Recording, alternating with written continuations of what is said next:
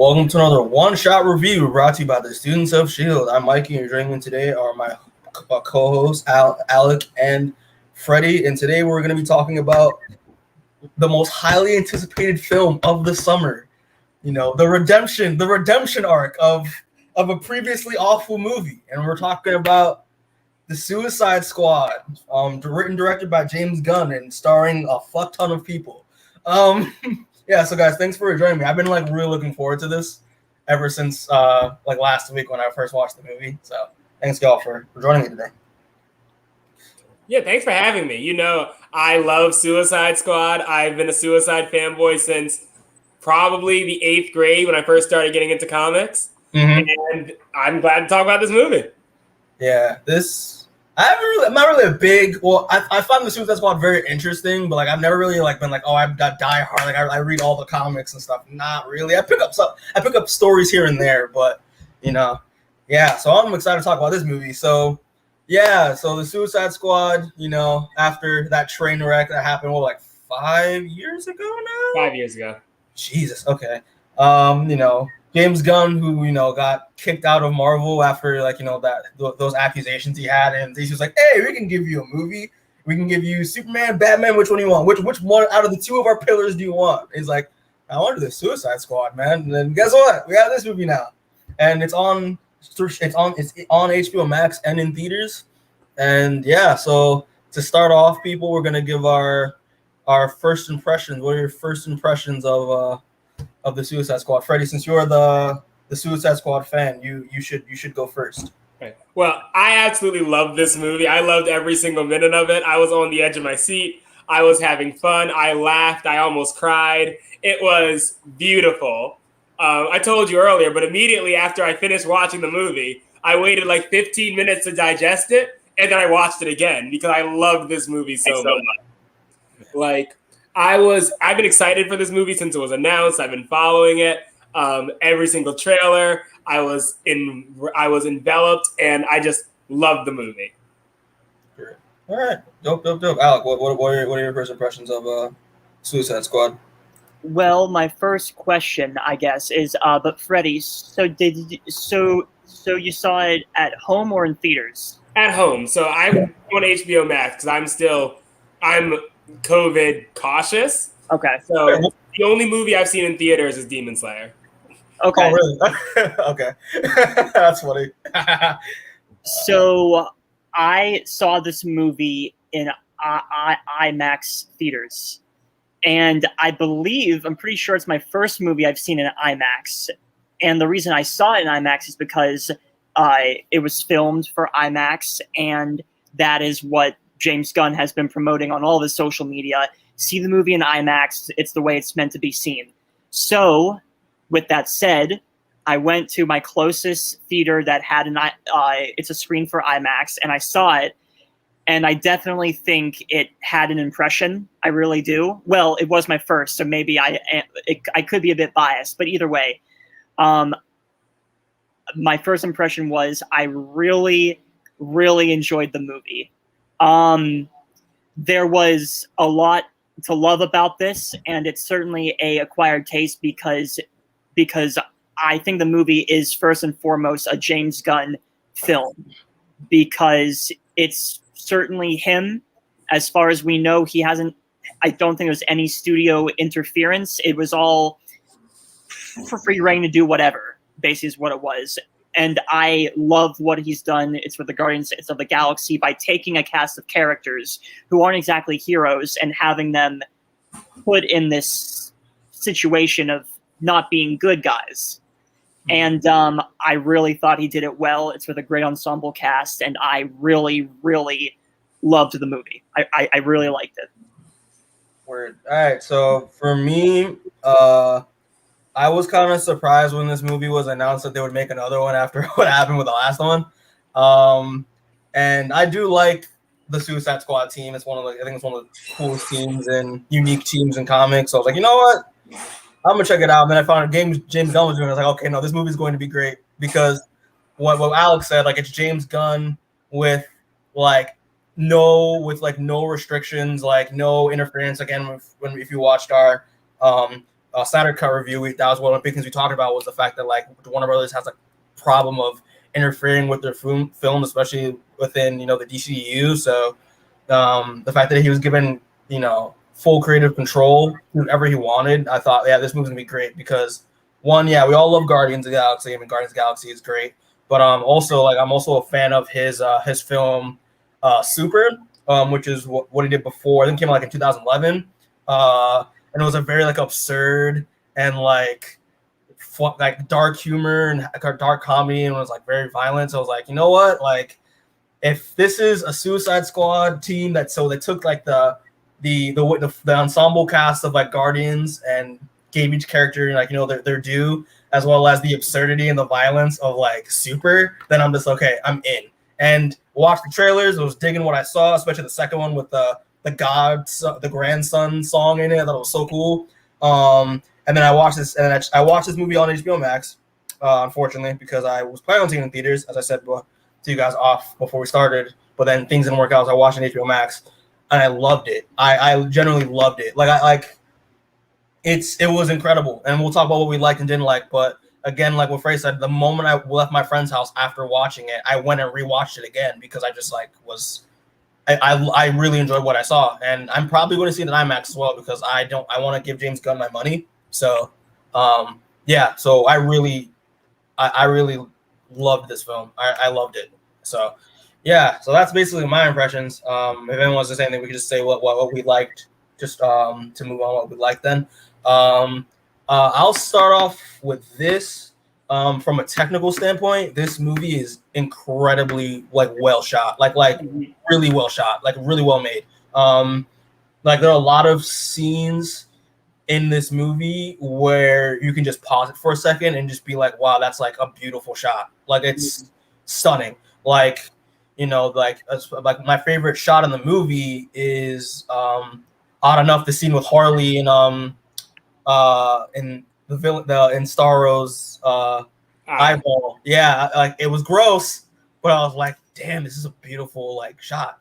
Like, Mm-hmm. So there's that, as well as every character like got their moment and their due diligence.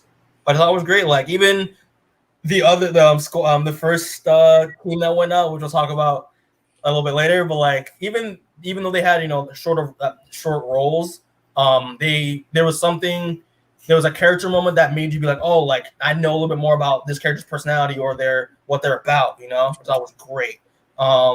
Like for the amount of people that were in this movie, like everyone it was well paced and everyone got their due, which I thought was great.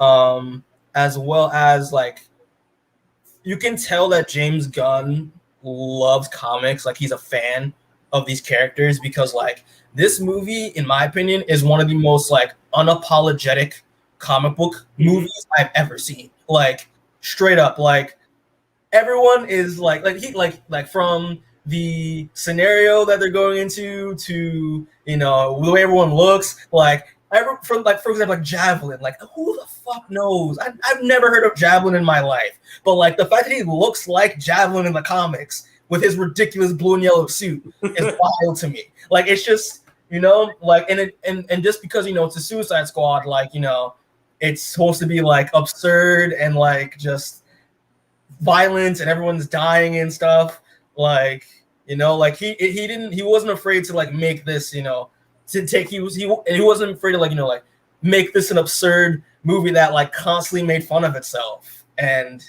yeah, I'll start it off with there. Those are my 2 cents for it to start off. So anyone else can fill in. Yeah, I'm hard pressed to find something I didn't like about this movie. No, that's why I put the we didn't like second, because like I can't say what I didn't like about it, to be honest with you.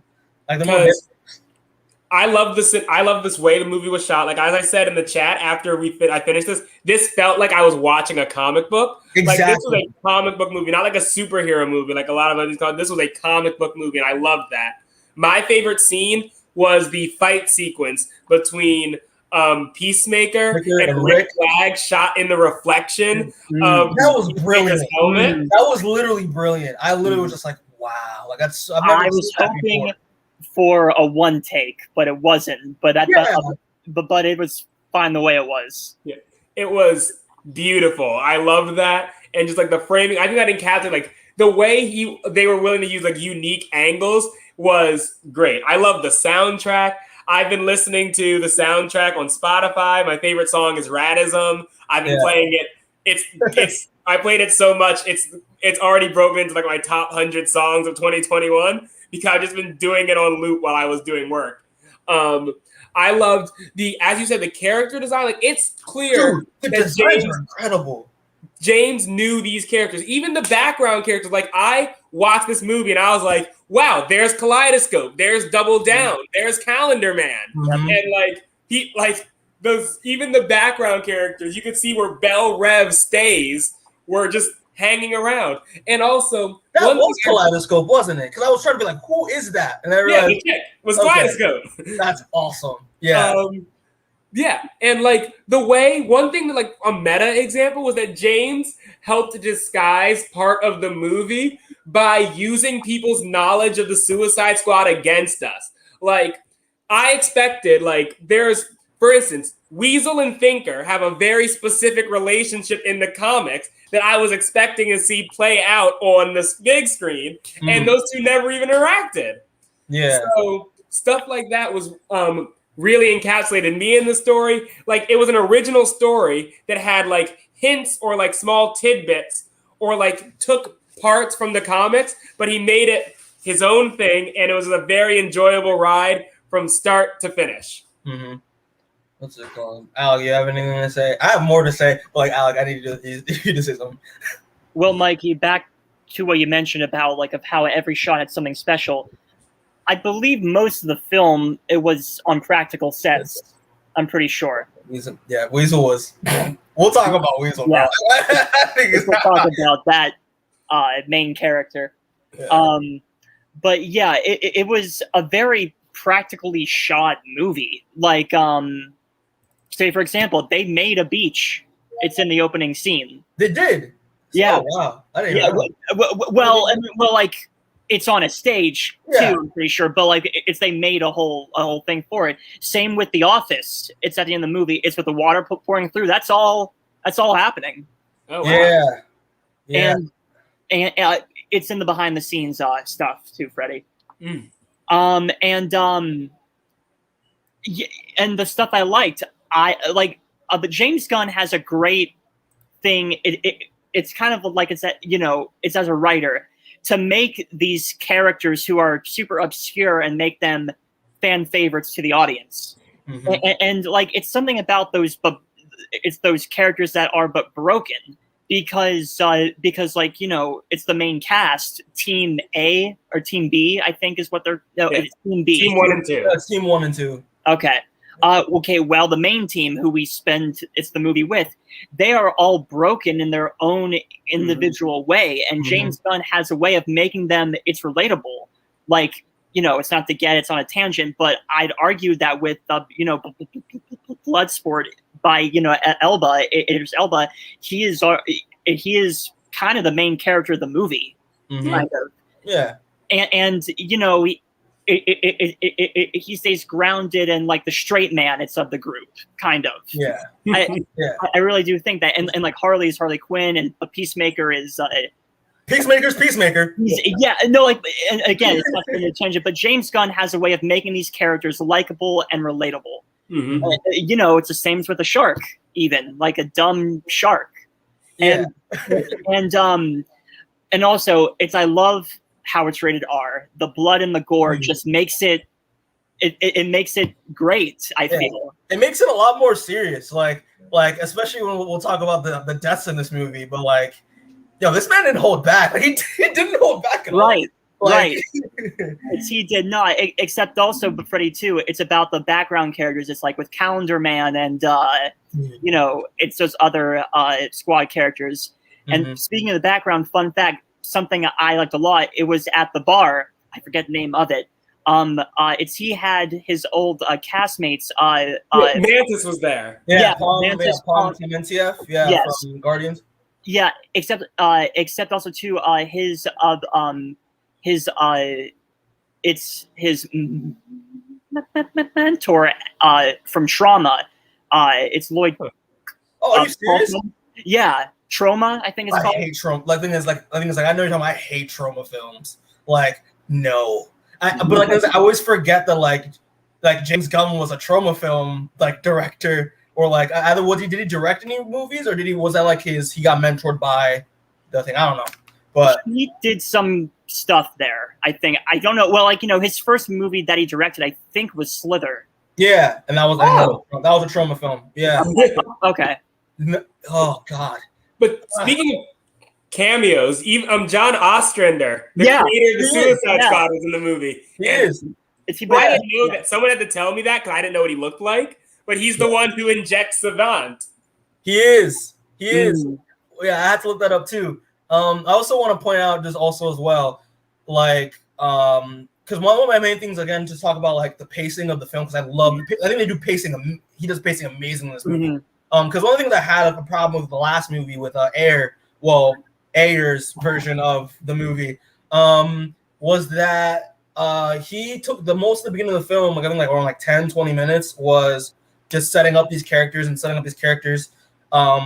giving us dossier after dossier. And I was like, you know what? I mean, which was a little much, it couldn't like balance it out. But here, like, he takes some of the boring parts of the movie, like that would seem boring. For example, like the bus scene, right? Which is one of my favorite scenes, like the bus scene, and using that to explain Ratcatcher, or like the thing with rats at the beginning, to explain with Bloodsport, as well as stuff with his daughter in the beginning as well. Yeah, like it was a good balance between like the storyline and then setting up, instead of just doing one thing in the beginning and doing the rest at the end, like from the middle of the end.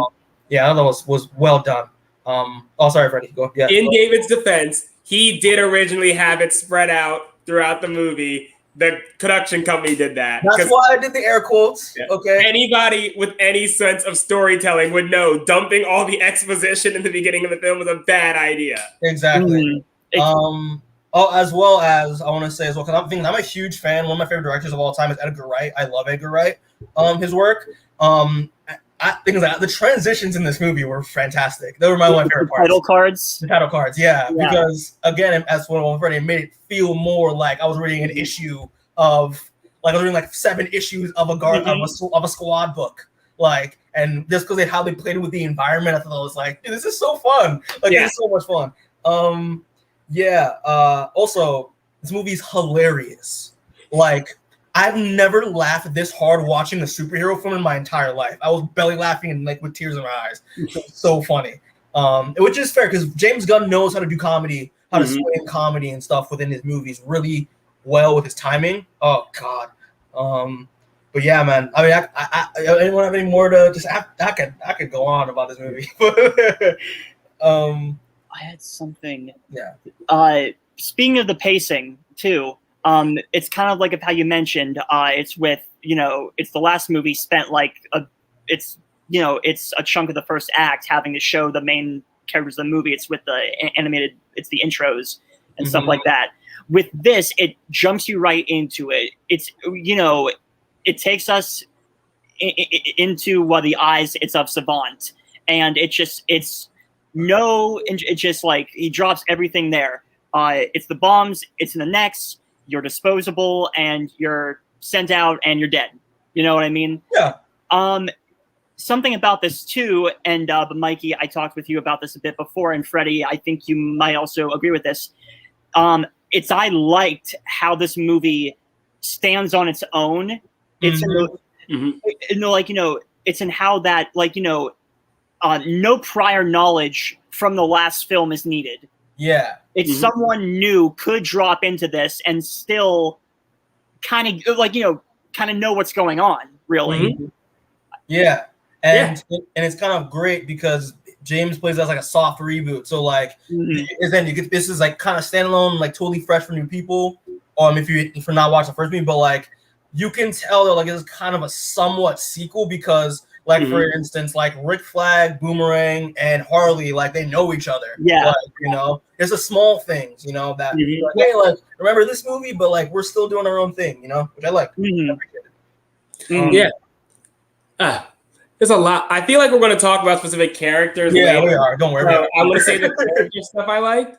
But one other thing I do is on the topic of framing was the soundtrack and like how he used music. Like the Harley's, like you could tell like he would combine, I forget what it's called when like the music's actually playing in the scene versus like the music that's playing in people's head and like the shifts that he would do in scenes of that. Like when Savant is kills the bird and like you see the sudden the music cuts out and you're like brought into reality, or when Harley is in that song, it's like if you're lonely and she's like dreaming and you're seeing the world through her eyes, it's all fantasy, and then she snaps back into the reality when she'd be like, oh shit, this guy's got some issues. Exactly, for sure. Yeah, he plays the music very well. Not like, you know, not just pumping out songs after song like a music video, but like it's because I feel like did he have more? I don't really remember. Did he have more like custom score than like actual licensed music in here? I think he did.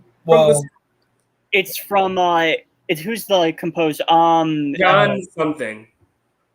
It's God, I've listened to Rad and so much. Let me just pull up the playlist I've been listening to. Yeah, if you look at the score, it's John Murphy. John Murphy. And it seems like what I was going to say. It seems like from the score that only 3 of the songs are like original, but maybe that's just on Spotify right now. Okay, maybe so. I don't know. Maybe so. It depends. It depends if you look up if it's the original score, if it's just a soundtrack, because like those are 2 different things. Yeah, this is the soundtrack, not the score. Yeah. Speaking of the soundtrack itself, it's not the score. I enjoyed of how the music. It's not music from Guardians. It's really like soundtrack wise, it's not from the like. It's with the Guardians films. It's from the 70s and 80s. It's because of the characters. It's from it's from the Quill's own soundtrack. And now with this, it's got Johnny Cash. It's got indie bands. It's the final song is so busted from culture something. I forget the name of the band, but it's music from all over. Yeah. And I like that a lot. Yeah, I really did. For sure. Also, there's a comment here. It says, Alan Corey says, Harley, I Got No Body song was fitting. I agree. It was fitting. Yeah. Also, I also want to say I love the inspirations he got, like what he decided to make like this film, this vibe, because like he like the 80s was a big influence, I feel like, with this movie, especially with like 80s like war films, like especially with one scene in particular, which we'll talk, which is one of my favorite scenes in the movie, but almost one of the most fucked up scenes in the movie. With like Rambo is a good like example, I think, of especially with the jungle environment as well. Yeah, like the 80s, making this like an 80s war movie in a way, and that helped a lot, and I love that. That was pretty unique. And it sort of works with like the posters, like it has a very like 80s war vibe, war film to it.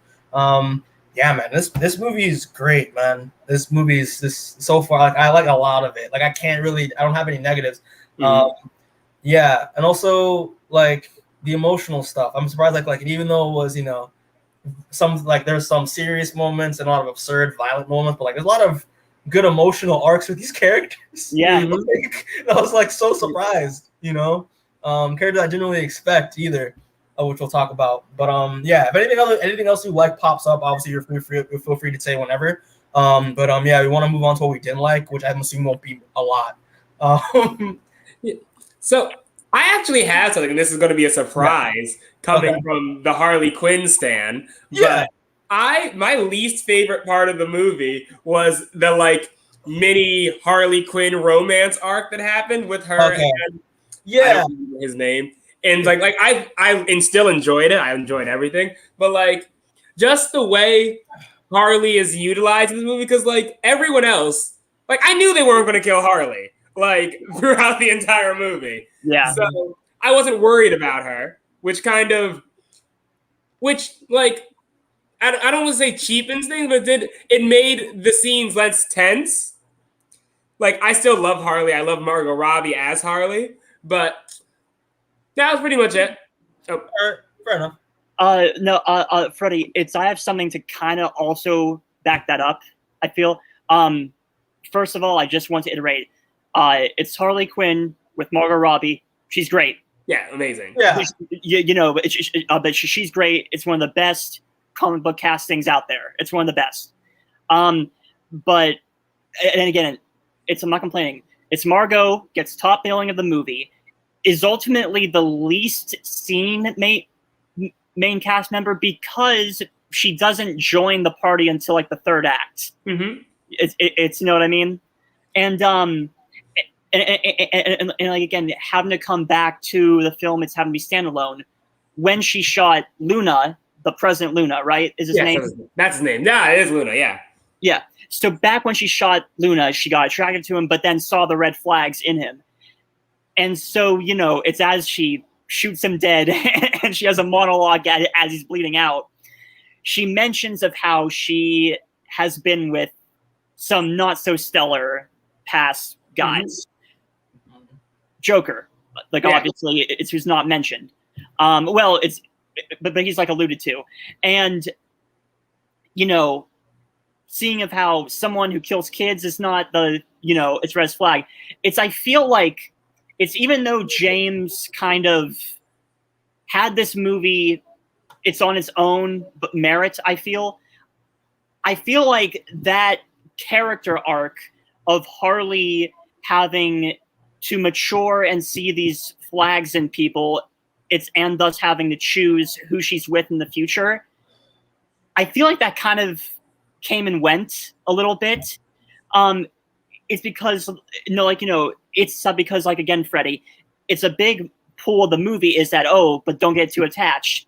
It's anyone who has an idea as to how Hollywood works knows that the top cast actor, it's of the first, it's first on the call sheet, is not going to get killed off. Like, it's Margot Robbie as Harley Quinn. Mm-hmm. So to kind of agree with you, I feel like that kind of, it made scenes with her less tense compared to the other cast members. Mm-hmm. And I feel like that existing, it's her surviving, it's almost to a certainty, kind of made that scene, it's a small character development, kind of just happened there and didn't come back for the rest of the movie. Mm-hmm. Yeah. Well, I feel like with that specific scene, it was a continuation of what she's gone through from Birds of Prey. Because it's not to interrupt, but fun fact, but it's according to James Gunn, he wasn't aware of Birds of Prey. It's when having to write the movie, according to an interview. Oh, well, then never mind. That throws my whole theory out the window. We got another actually a question this time. So yeah, Adam says, do you think we will see Harley and Joker interact in a new film soon? I have no idea. Like, honestly, I feel like because after Birds of Prey, and especially like in here, there might be like moving away from them interacting as a couple 100%. But like, I don't know if like in another Harley related movie like he could show up. I don't know. Not Jared Leto as the Joker. That's also another thing too. So yeah, I don't know. Honestly, I have no idea. Until they cast a new Joker, there's no chance for Harley and Joker to interact, and I don't see them casting a new Joker. Exactly. We've gone through 3 Jokers in 5 years? Mm-hmm. Well, 2 Jokers in 5 years. But so I can't see them doing another thing with the Joker for a while, and so I don't think we'll see them interact. But I think that she'll continue to allude to him, and I just don't think I'll see them interact. I don't know what the next movie she's going to appear in. I have no idea either. I'll say something else I didn't like because it bothered me a little bit. Involves something to do with Starro. I feel like his motivation, of him, doing what he did, which we'll talk about in a bit. I didn't think it made sense. Him just going around wrecking shit when especially when he says I wanted to see the stars. I'm just you can just leave. You could have just left. Well, he's been coaching for 30 years. Oh yeah, that's true. No, he was pissed. I know. I feel bothered. I was you could have just left, but could he leave? It's fine. But that's the only thing I didn't have a problem with the movie was that's honestly it. So I don't think he could leave because this version of Starro doesn't seem capable of flight because he was walking around. So I think he was stuck there. I think he was justifiably mad and just decided to lash out. Yeah. All right. Yeah, fair enough. Yeah, so I have nothing. I honestly, I don't have anything that I didn't like. But the Starro, that does bring up to one more thing I don't like, and it's kind of another meta thing, like how he does the spawning and try to take over their minds thing once and then never again. I know it's because people never put on their mask in live action superhero movies.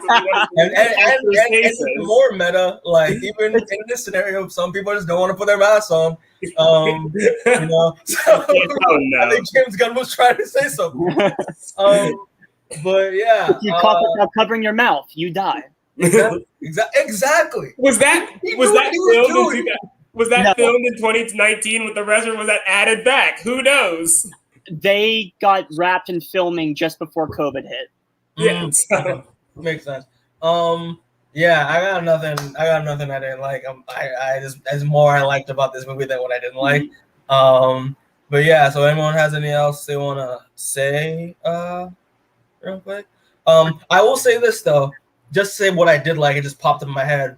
I like how like even though Starro was the antagonist of the film somewhat, but like I think the character that we all know, I think he was the real villain the entire time. But like, what? The thing in a Suicide Squad movie is that the real villain should always be Amanda Waller, and they did that because she should always be. I agree. Every issue they deal with should always be secondary to the fact that Amanda Waller is the problem. Yeah, yeah, for sure.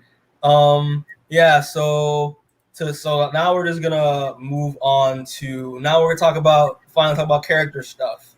Let me just share this presentation real quick because I love my PowerPoints. Ooh, and we're going to talk about the opening scene, aka the Suicide Squad team. Crap, this is not. Nope. Hold on. Sean Gunn is in there. Yeah, Sean Gunn's in. Yeah, Sean Gunn. Well, technically he was. Yeah. Technically he was. Yeah, he was Weasel, right? He played. Yeah, he was the body for Weasel, which I thought was also great. But yeah, so the original team, the first team, Team 1. So the opening scene. So the first 10 minutes of the film, right? So yeah, these guys.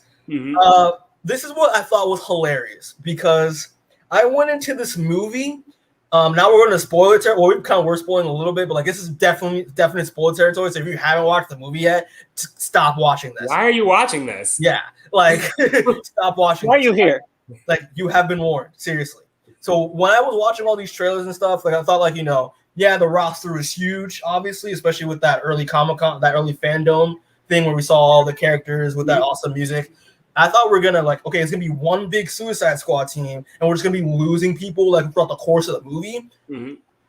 My jaw literally dropped when the first 10 minutes, this team in particular, everyone got murked. Everybody. Oh, holy! This is when I was just like, literally, I literally said this when I was watching. I was like, fuck, like what? So obviously for audience, also like this team obviously with Captain Boomerang played by Jai Courtney, TDK played by Nathan Fillion, Savant played by Michael Rooker, Mongol played by Mei Ling. I can never say the last name because it's an NG. I don't want to butcher that. So I'm just gonna say Mei Ling. We're gonna say Mei Ling for now. Flula Borg, who I was like, why is Flula Borg in this movie as Javelin? Pete Davidson, again, why was he in this movie? But as Blackguard, and Sean Gunn doing the model, the mocap for Weasel. Dude, like the moment Weasel jumped out of that helicopter, it was just like it just drowned. I died. Like I was laughing so hard. And the thing is, like, me and my friends, we were laughing just the fact that like it was a funny scene of him just falling in. But then I laughed even more, being like, if this is the way he's going to die, this movie is the greatest movie I've ever seen. Like when Rick said, "Did no one check if Weasel could swim?" And then you see Amanda Waller just look at him. And Viola Davis just slowly turns to John. I was in tears. She's so good. She's so good. Oh my god. Like this opening scene, like I had my Suicide Squad betting thing on who I thought was gonna die, and like I actually had Jai, Courtney, and Rick and Harley on surviving to the end of the movie. So did I.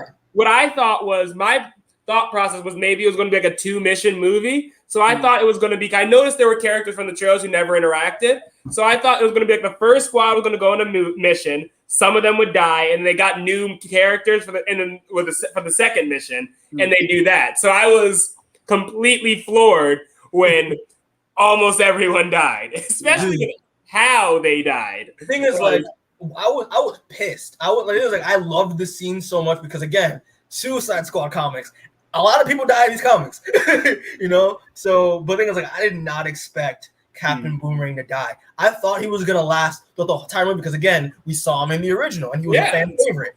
But then I realized why James Gunn did it. It's because to remind people, no one's safe. No one is safe, no matter how important you think they are. Like, that was the problem with the old Suicide Squad movie. I was talking to my dad about this earlier today, that the only character who really died in the first movie was Slipknot, who is the character in the comics who was introduced to let you all know that anyone could die. And then maybe El Diablo is dead. He also might not be. It was left ambiguous. And that's a problem in a Suicide Squad movie. Speaking of Slipknot, I feel like, so here's how I felt. It's in the opening scene. It's on the beach. I wasn't really surprised. Yes, it was funny and shocking, but except I wasn't surprised, especially since it's in all the marketing. You mainly see these characters from that scene alone and stuff on the beach. So the lack of presence that they have, it's for like almost everyone here. I was like, okay, it's only 2 scenes they're in, like in the trailers. Like, that's really all we're gonna get from them, especially with Pete Davidson. I knew people were gonna die. No, like you know, it's something about the Blackguard's costume. It's in a comic book movie that is so outlandish. No, like, you know, it's something about his like appearance is the most bland, and that made me think he's probably the Slipknot. He's probably the Slipknot of this movie. Oh, the movie. Then he dies first. He dies first. That caught me so off guard. I was like, because again, like, it's again remind people. No, like, it was also to remind. I think that scene, that moment was supposed to be like for people that were expecting to be like a Suicide Squad movie that happened last time. Nope, because literally we see Pete Davidson get shot in the head. It's just good. And it was like, I love Pete Davidson in this movie. Like, I think he works well with like James Gunn's direction, especially because like that scene where like he's fucking with the guard and like he's gonna take his gun out and shoot him. Yeah, that was really funny, and the whole werewolf bit, that was great. Yeah, dude, Yeah, and so like we knew Javelin was gonna die because like Harley was carrying a javelin in half the trailers. I didn't notice that. I completely forgot. I completely forgot that happened. I thought I had Javelin dying really early because like Harley has the javelin, so we know he's out. But I thought Weasel was gonna die first because once again in the comic books, Weasel is like one of those characters who dies early. So the fact that he survived in the entire movie, I was like. That also got me dying. I was like, oh my god. It was so good. And like a bunch of these people actually haven't been in the squad, but like really? Which ones haven't? Well, at least from this roster, which one has? I know Javelin has. Yeah, so the people from this roster who have been in the squad are Boomerang, Harley, Savant, Weasel, and Javelin.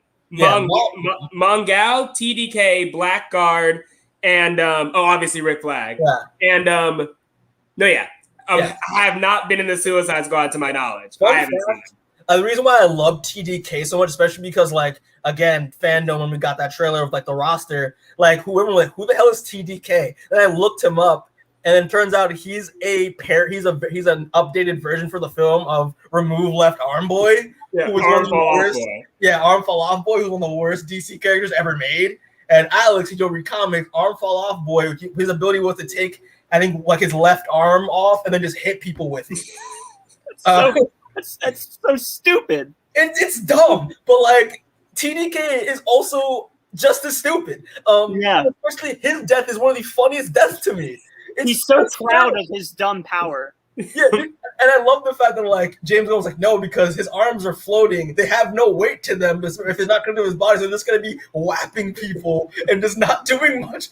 And like you're just like, because like this roster, like I looked at, it, I was like, that's how you know all of them are gonna die because like most of these guys seem useless. And then Rick Flag was like, I didn't pick the team. Exactly. and like it's Harley speaks for the audience saying, "What the fuck?" It's so great. It's so great. Like the only capable members of this team were like obviously Javelin is skilled in the comic books, but he's still a guy with a javelin against people with machine guns. So, Mr. Brooks, like Mongal was expectedly nerfed because Mongal is the daughter of Mongol. Yeah, she's Mongol's daughter. Yeah, so she's normally a hype, like he's like a badass alien, like yeah. You know? So she's gone toe to toe with Superman before, but she was nerfed for this film, which I'm fine with. I thought it was hilarious seeing her use her super strength to bring down the helicopter, but have no plan on how to get out of that situation. Exactly. Boomerang and taking down Boomerang with her. Yeah, dude, I hated that. That's one of the reasons why like Mongol, like she's on my shit list because she killed Captain Boomerang and I freaking hate it. Also, like the TDK is funny as death. The fact that they shoot the arms and it's just flying on the ground, just in pain. I'm just like, this is the best thing I've ever seen. Well, we don't know that he died. The last time we see him, he's in critical condition. Yeah, like you know, it's not to jump ahead, but just when Amanda, she almost sets off the bombs. It's when the crew is having to take down Starro. It's you see the thing for the Peacemaker. He's still alive. It's after he's been shot. Oh, I didn't notice that. Yeah. Who else am I missing? Savant. Understandable reaction. Literally just like, and the thing is like the fact that like the like Amanda Waller expected him not to do that and was like, get back to like you're deserting. Yeah, obviously because he literally watched all of the team die and you expect him to go back into the fray. What is wrong with you? Like you know, like yeah, sorry Freddy, what were you saying? He was supposed to be like Savant's like the mercer. He was like the dead shot of the group. He was supposed to be this cool, calm, collected, handle anything. He's like amateurs at every single moment. So the fact that he just breaks and swims away screaming, hilarious. Like shout out to Michael Rooker again because like James Gunn, Michael Rooker and Nathan Fillion are always in his movies because they started making films together. That's how they know each other. So yeah, man. Oh my gosh, this opening scene is just nuts. And then again, we get the opening credits of like the blood of the Die song, and then like we just see all their bodies, and it's just like it's just played for laughs. It's so much fun. Like and like and we see like the bird eating out of Savant's like blown up head, you know, getting its comeuppance, you know. I enjoyed of how Savant he acted as like the surrogate for the audience. It's an opening scene. It was completely in character for Amanda Waller to like send these people because like in the comics, one thing that's constant is that she hates Captain Boomerang and Harley, and she's often disappointed when they survive missions. So the fact that she sent them on the squad that was like meant to die made complete sense. I was like, oh, that tracks. For sure. Just to finish my thoughts so we can move on, but like this opening scene was incredible. So it subverts the audience's expectations of what this movie actually is if you watch like the trailers. You know, I mean, granted, they hint that most people are gonna die, but we didn't think that they were gonna die. This started the first 10 minutes of the movie. Like, it caught me so off guard. Like, and I was like, wow. But yeah, man, rip to Captain Boomerang, bro. Like, God, I was so mad because I was just like, I love the character in the first one. I also Freddy, you can like ask this. I don't know if it's true or not, but like, 'cause I was watching Comic Historian talk about this movie like earlier today, and he was saying that like the fact that like he had glowing boomerangs, like that's a nod, that's a sign that he's gonna come back. Like I don't know what that means. Like do those boomerangs bring him back to life? Please tell me they do, so I can have hope. I can't think of anything. The one thing with glowing boomerangs, I think is sometimes Captain Boomerang has a son who's connected to the Speed Force, and his boomerangs glow when he throws them off the top of my head. But I will admit, Captain Boomerang is not one of my favorite characters, so it's very possible I don't remember something about him. Oh, his son, huh? Okay. Oh, speaking of Speed, now that he's gone, I'm kind of upset he's not. He can't have another encounter with Flash. Yeah. What's it called? Peacemaker in the squad. We'll talk. No, Peacemaker has never shown up in the squad in the comic books, but I'm assuming he will, because just like at the last movie, after the one good thing about the first Suicide Squad movie is that the Suicide Squad Rebirth team was immaculate, and the stories they told with the squad from the movie in the comic books were great. So I'm excited to see them put some of these characters in the squad together in the comics. I checked like yesterday, like the new Suicide Squad comic that just dropped has Peacemaker as the leader of the team. Gotcha. So yeah. But yeah, any other thoughts on before we move on to like other characters? We're gonna talk about our girl Amanda Waller next, because I feel like it was needed to talk about her next. Yeah, so Amanda Waller as well as her employees as well. We'll talk about all of them together. This movie showed me, because like even last movie as well was, so they showed this about her character. She's cold, like she's so cold, and even like to play along with what happened in the opening scene. The opening scene were just that squad was just cannon fodder for the other team not having distractions when they got to Colton. They were literally just bait, like, and it also sucks that like Rick Flag was considered to be bait as well. Dude, she's so cold, like. Like this is the coolest. Like this is the Amanda Waller I know from like the comics and like the animated stuff. Like, dude, man. And I loved Viola Davis is perfect casting for Amanda Waller, and like Amanda Waller is the reason I got into Suicide Squad comics. Like when I first was looking for a comic book series, I got into comics because of Justice League Unlimited, and my two favorite characters from Justice League Unlimited were Amanda Waller and Vixen. So when I went to the comic store and told people that's who I liked, they're like, well, read this, because people don't know Vixen used to be on the Suicide Squad. And so wow, I didn't know that. Yeah, not many people remember that. And so that's how I got into the Suicide Squad. I loved Amanda Waller. Yes, that is and this movie continues to do her justice. Viola Davis acts her like. It was weird in the first movie when Viola Davis was giving her Oscar-worthy performance in a movie that shouldn't even be considered for an Oscar, but it is a winner for it. Yeah. But here, it was the way her staff played off her. She was selling. She was great. I mean, another thing again, I'm remembering stuff that I like that I have to make a note of. I love how like they treat the Suicide Squad as just a very dumb, incoherent team, and Amanda Waller is the audience, because especially the briefing scene is one of my favorite scenes with her in the movie, and she's just like, especially when they ask her asking questions, she's just like, I fucking hate every single one of you. In her face, like when she asks, like when Ratcatcher asks about the projector, and freaking Peacemaker's talking about like the starfish asshole connection, and Nawe saying the hand thing, and she's just like, her face is just like so straight, just like I'm just tired. Like it's so great.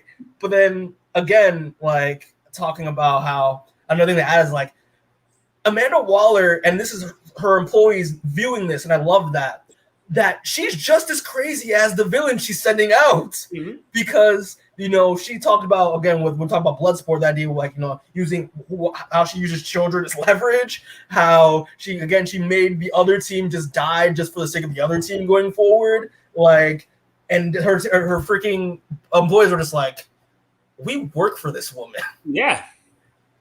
Why are we working for this woman? Yeah, sorry, Freddy, go ahead.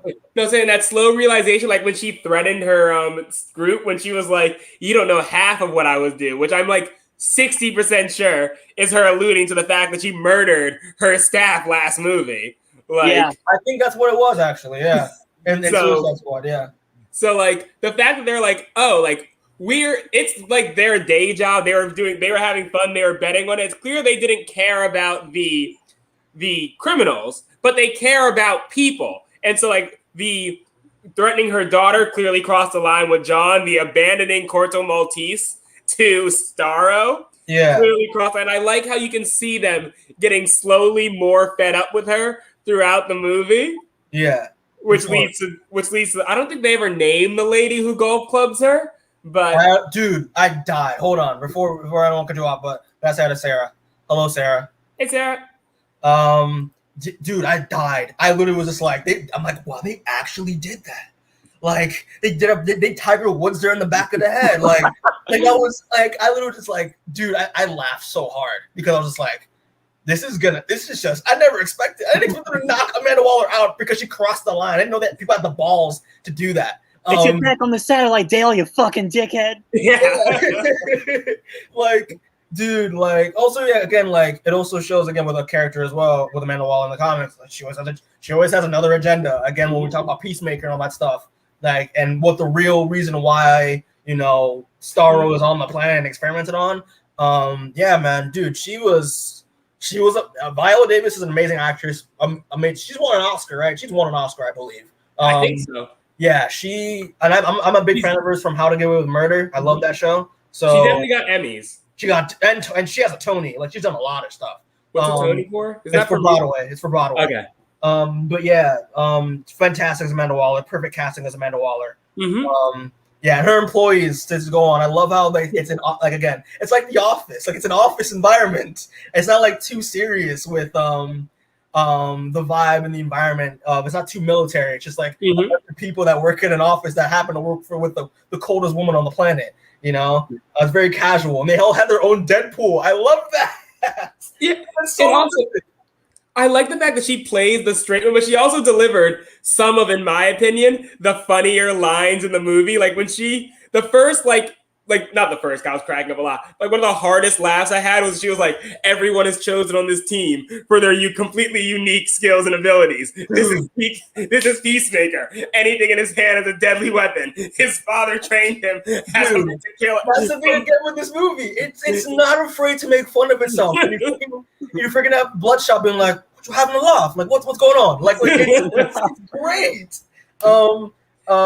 Yeah, but I loved it. I loved the Amanda Waller and her office environment, man. They have a Deadpool, and do they have Deadpools in do the workers have Deadpools in the comics? I don't know if they ever do. I don't know if they ever went that route, but yeah, not that I can think of off the top of my head. The person who breaks the fourth wall the most is the writer, who is a supervillain who anything he writes happens. But yeah, sometimes her officers or her security system or her not security team, her support staff have names and personalities, but never enough for me to commit it to memory. Okay, for sure. Alec, so you're going to do the final thoughts. What are your thoughts on Amanda Waller as a whole, though, so we can move on?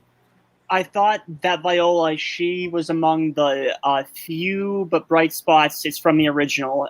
And so, like, you know, I am happy that they brought her back in this because I think she was great in this. James made her more he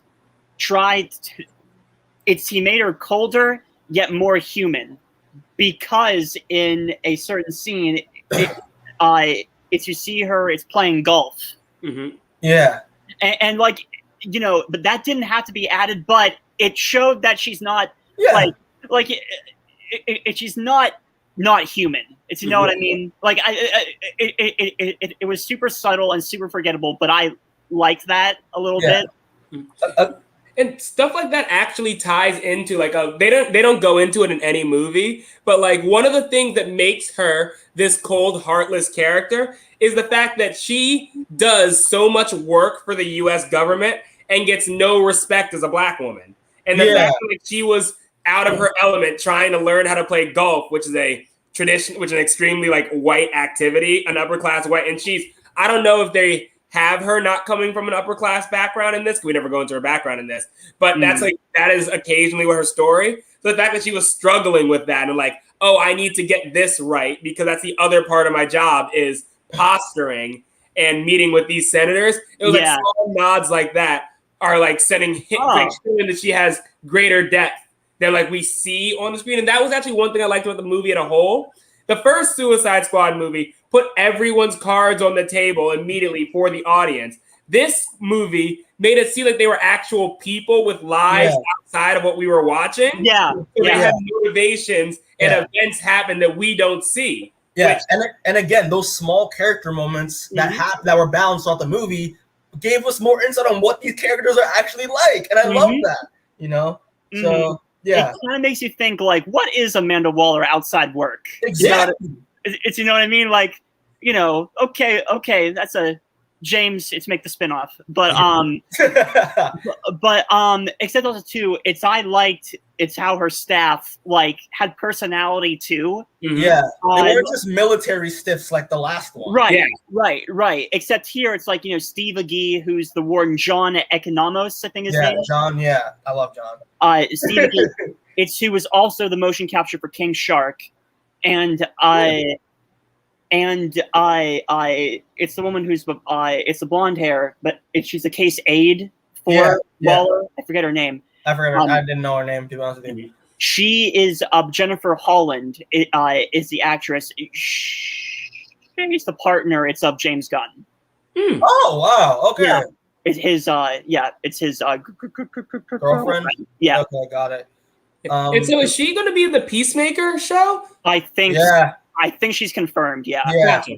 But yeah, so I guess we'll move on to now the main guys, Suicide Squad Team 2. I have individual breakdowns for this, but I just wanted to just briefly talk about like the team dynamic. I think this is like, if you look at James Gunn with Guardians and how great that dynamic was, this, I think in my opinion, this is better than Guardians, because I don't know why, because it's just like, you could tell that every actor was just having fun working with each other. Like it just bled off the screen because their banter, especially like each of their banters with each other, was just so much fun and just so interesting, and it made them feel more like people, you know? Yeah. And yeah, like, so that's what I'll start off with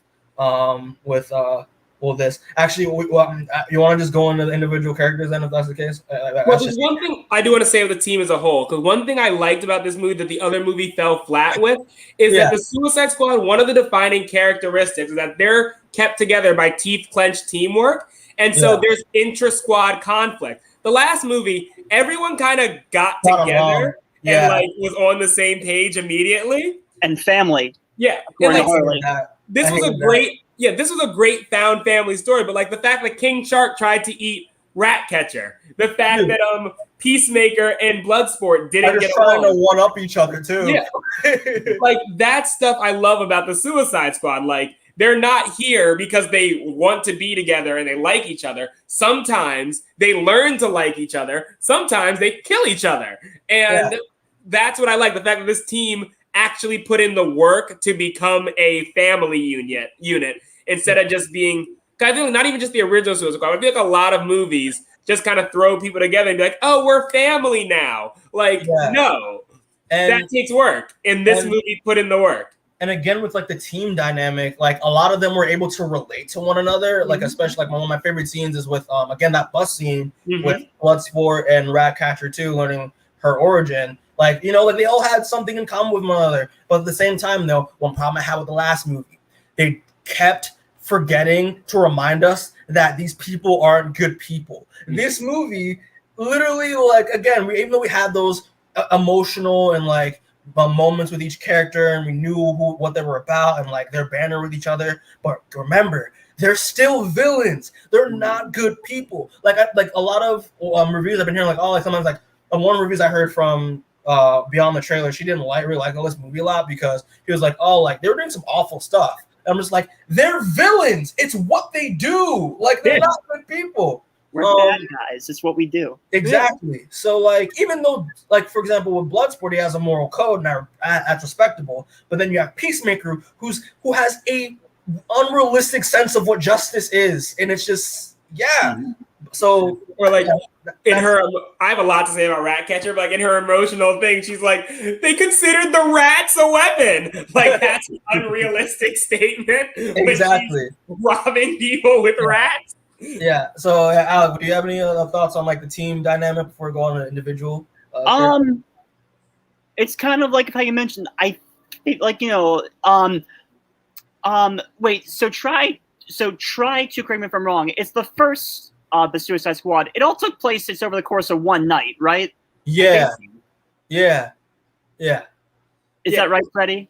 I think so. I was actually rewatching it earlier. I'm only halfway through, but I think there's like the squad. The movie I think takes place over the course of like 2 days, but the squad gets assembled in the morning, and I'm pretty sure that the last scene is at the night of the first day. Okay, so with this movie, it's a few days. Mm-hmm. Yeah, basically. And so here, it shows them bonding more, like with King Shark and Ratcatcher, with her offering is to be his friend. Mm-hmm. And like, the scene, especially the scene it's in the bar. Oh, the bar scene's fantastic. Like, especially since Flag, I think Flag said, hey, listen, it could be our last night. You know what I mean? Yeah, like stuff like that, And it was his. Yeah. Oh God. Yeah, but yeah, that's one of my favorite scenes too. Again, even the last Suicide Squad, that bar scene with especially in the extended version, I think that scene's one of the best scenes in that movie. Yeah, but this bar scene was so much fun, and I love how, like, even Peacemaker, and we'll talk about how egregious Peacemaker is as a person, but like even he was just like, God, come on, let's just get some drinks, let's have some fun, like, Mm-hmm. it was the banner, and the dynamic of the team was so much fun. I loved it so much. But yeah, that's all I really gotta say. We'll talk about, I guess, characters individually now. So just to start off, and I put this character because he's honestly my favorite character out of all of them. But freaking Idris Elba as Bloodsport. I love this character. And especially because my Deadshot was my favorite part of the last one. Because not gonna lie, I'm biased. Will Smith's one of my favorite people. He's one of my favorite actors because I grew up with him because of Fresh Prince and all that stuff. I love Will Smith. Okay, so but it's funny because the character of Bloodsport and the way they handled him, because again, Bloodsport is basically Deadshot in this movie. Yeah. But the differences they made with the character made me forget of aesthetically and characterization made me forget that Deadshot even existed. To be honest with you. Yeah. That's very important, I feel. Yeah, they took the time to address the whole joke that some of these characters are the same, but they did a good job of making his character a lot different, especially because Will Smith with Deadshot and Bloodsport both have daughters, but his dynamic with his daughter is completely different, and I love that he didn't want his daughter to exist.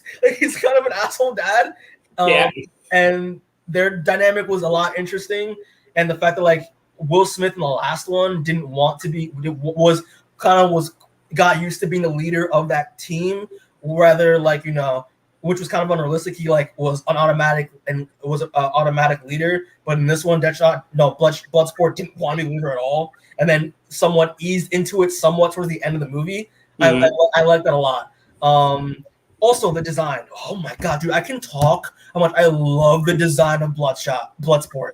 Oh my God, because I did my research in the comics, Fred, and you can correct me. He has this thing where he can make his guns just appear out of nowhere. So he's never been in the squad, but I did some research on the character. Yeah, his power is it's not out of nowhere. So he has a teleportation linked to a very specific warehouse, and he has decked that warehouse with guns, and he can teleport things to and from that warehouse. Okay, I thought it was James Gunn and the concept artist or that team that worked on these designs and designs for these characters. But I loved the fact that have a play on that power, quote unquote, to have his guns just be his armor, and so he would just take them out, and then it would just transform into guns, and I've never seen that before. So that was incredible. So yeah, so that's my 2 cents. So y'all can chime in on that. Nothing. I feel like I've been talking a lot, so I was gonna take a step back. Yeah. Okay. Well, it's kind of like of how I mentioned earlier. I feel that Bloodsport, it's a big ensemble cast, but I feel that the Bloodsport, he's the closest thing to a main character in this movie, I feel. Especially since, it's on a character arc. He talks about how, he talks all throughout the movie, he's not a good man, he's evil, he's not a leader. But he never does anything inherently evil throughout the movie, I feel. Especially compared to Peacemaker, you know what I mean? Yeah. And, that point at the end, it's when Starro is having to conquer, it's Corto Maltese, and Bloodsport was thinking, all right, well, you heard Waller, let's turn around. Let's go. but then he has a change of heart. Just like what Ratcatcher said, there is good in him.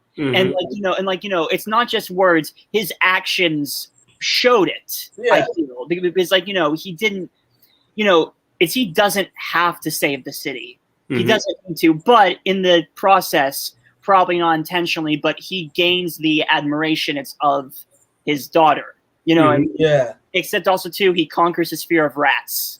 I love the fear of rats and how that played into Ratcatcher and their relationship. Yeah, right. So much. It's him petting Sebastian at the end is like, okay, he's easing into it, I feel. And speaking of his humorous moments of a Bloodsport, he's a mercenary. He has a tragic past, but there's humor and a lot of nuance to him. I feel that played great by Idris. He was the straight man. It's of this whole ensemble. Exactly. He has his moments of but get those rats away from me, and his humorous moments of tidy whities, really. And sorry, Alec, but the part where it's just like, oh look at Sebastian's giving you a leaf to say that he's harmless. What the fuck would I want to leave? Bloodsport is feeling like, why am I here? Like, what is wrong with you? Like when he first meets Harley, and he's like, what's with the javelin? And she's like, I'm waiting for God to tell me. He's like, Jesus Christ. Yeah. I love that part. I love that. His reactions to stuff, he had the same. Oftentimes he had the same reaction that I was having. So one of my favorite breakout characters. I was wondering why the fuck Milton was still there in so many scenes. So when he gets shot and he was like, Milton was still with us. And I was like, thank you. And also, shout out to the cinematography, the camera, because it also there are some parts where they would focus more on the squad and sometimes focus back on Milton. Just because we also were just like, what is Milton actually with them or not? Your mind plays that trick on. When I saw the thing with them walking in the mist, and I was like, is that Milton? And then they're setting up bombs, and Milton is there. I'm like, why is he still here? That has to be speaking of a James Gunn movie, that has to be such a thing of yes, he's an actor, he's not an extra, he's he has lines, but he's such a minor character in the movie that is in a prominent scenes and shots in the movie, like that mist of the rain shot. Yes, he's on the far right, I think. Yeah. I'm pretty sure he is. But he's made a joke that is not mentioned, but it's just having to build up to the fact that it's of his existence, because he's a glorified extra. It's in the scale of the movie. You know what I mean? He gets a turn when everyone's circling around the thinker. There's a scene where you see Milton walk around. I was like, why is he here? and then just to put the icing on the cake, when they defeat Starro, you see Bloodsport and Harley be like, Harley is like, we did a good job, Milton. Not my name. It just walks away. Dude, Idris. Idris, not like Will Smith again. Again, I don't like comparing them to, but I kind of have to because the archetypes are kind of the same. But it's just Will Smith always just plays Will Smith. But Idris Elba was trying to be, did a great job of trying to be an actual character that with his own reactions, his own motivations, his own flaws. It's just, I love this character a lot. I know. It's my favorite character in the movie. Idris is a great actor. I'm very excited to see him do work as Knuckles the Echidna in the upcoming Sonic movie. Of course. But yeah, man, I have nothing else to say. Great character, great look. Like I gotta do artwork of Bloodsport, dude. That suit and the way the guns work, dude. It's just so good. It's so cool. Yeah, what's up? It's one final thing. It's with his gun. It's like the nanotech from Iron Man's suit. I'm pretty sure. It's kind of like it. Like that kind of look, yeah. It's to anyone who saw the movie in IMAX. To anyone who's listening, when towards the end of the movie he is assembling the gun to shoot at Starro, the score of the composer, I forget his name. John, what's his name? John Murphy. Yeah, John Murphy. Okay, so that track that's playing, it's called "The Squad Fights Back." When he is assembling his gun, it plays those. It's from the track. It's these grand guitar riffs that's like playing in between. It's him having to put the gun together, silence, like the track playing, and then putting it together. That track boomed throughout my theater, and it was so badass. So it's a big plug to IMAX and the score. So yeah. That was one other really small detail I liked about Bloodsport. Just like normally when characters run out of stuff, it's like very plotting, but you can see him diminish his arsenal over the course of the whole movie. Like when he takes something off, it doesn't come back. Like after having seen the movie 3 times, when he takes off something from a part, it's not there anymore. And so when he's at the end of the movie and he's out of guns, he's actually used all of the like orbs that were like the things that were on his suit, and that's just like amazing character design. Yeah, it is. And just to close it off to move on, if you want to talk about the camp scene, the stealth camp scene real quick, it's my favorite scene in the entire movie. Just seeing Peacemaker and Bloodsport kill all of those people, and like again, just show like again the weapons that he has in his arsenal is just incredible. What he has, like the Nerf slingshot, the Nerf wrist slingshot, the flamethrower, the garrote where he chokes people out, the guns, like again like. Peacemaker and Bloodsport have great banner together and great like back and forth. But again, that scene showed they're still villains. They were literally torturing people just for the sport of it. And I knew. I was like, oh god, these are their allies. I didn't realize until I just see Rick Flag and Sosario just like. I was like, he's gonna be fine in there because Soul is in this movie. Yeah. So I just want to, and we'll talk more about that scene, I guess, because Peacemaker is just God. But yeah, so we'll just move on to the next character. I love Bloodsport. I can't wait. I can't wait to see more of him if we ever see more of him. But yeah, so to move on. So Harley Quinn, of course. I'll say something. So like with me, I've kind of this is, in my opinion, the best Harley we've ever seen from the DCEU so far. Because I mean, I liked her in Suicide Squad.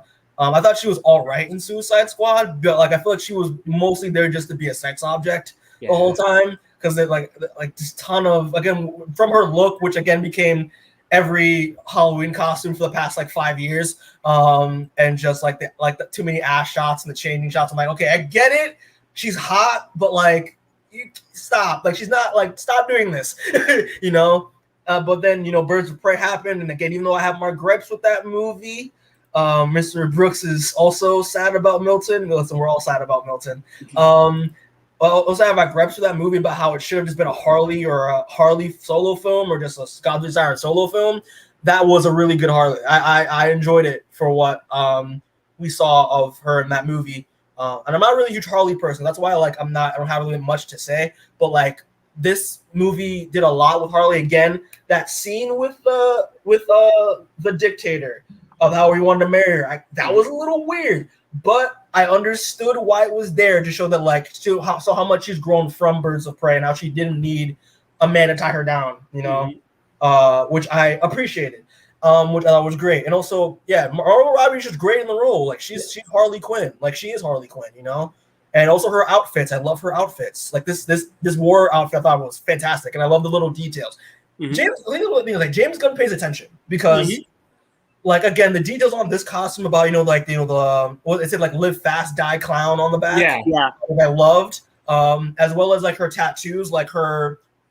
Was her rotten tattoo gone in It's gone. Was it gone in Birds of Prey though? I don't think so. I don't remember. I don't know. Yeah, but she did change her property of the Joker tattoo. Yeah, and I love that it said property of no one. And I was like, dude, that's just small details like that is great for continuity, you know? I thought it was so much. Yeah, but Harley's great. I like Harley a lot. This is like I loved her a lot.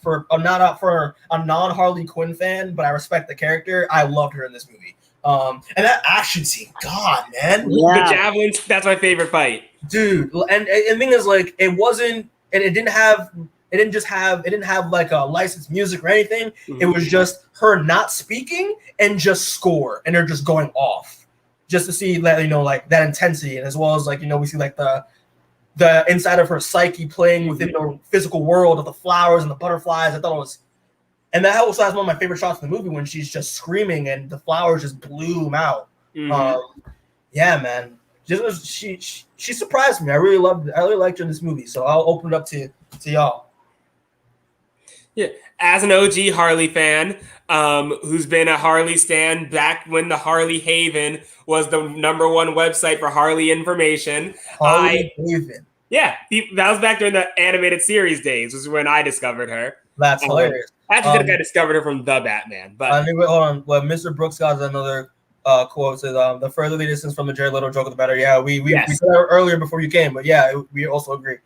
Sorry, Freddy, continue. Oh no, I enjoyed her. I very much like James admitted that his costume was inspired by the Injustice 2 Harley, and I very much loved the costume. I told you, I loved her character this season. This series, she was funny. She stole many of the scenes she was in, and then like the small rejections of Joker that she did, like, were great. I loved her relationship with Javelin. Like, they start play flirting. He dies. He wanted her to carry his javelin for him, but he never says for me. And so she's just holding on to it. Like, what is this for? What slapped his corpse in the face. Being like, what is this for? What do you want me to carry this for? And then she uses it for everything. Like, not only does she kill the people, it was still a great scene, but like when the building is falling down, she saves herself with the javelin. When they're fighting Starro, of course, I played Legend of Zelda. I knew where that spear was going as soon as she had it. Like, I was like,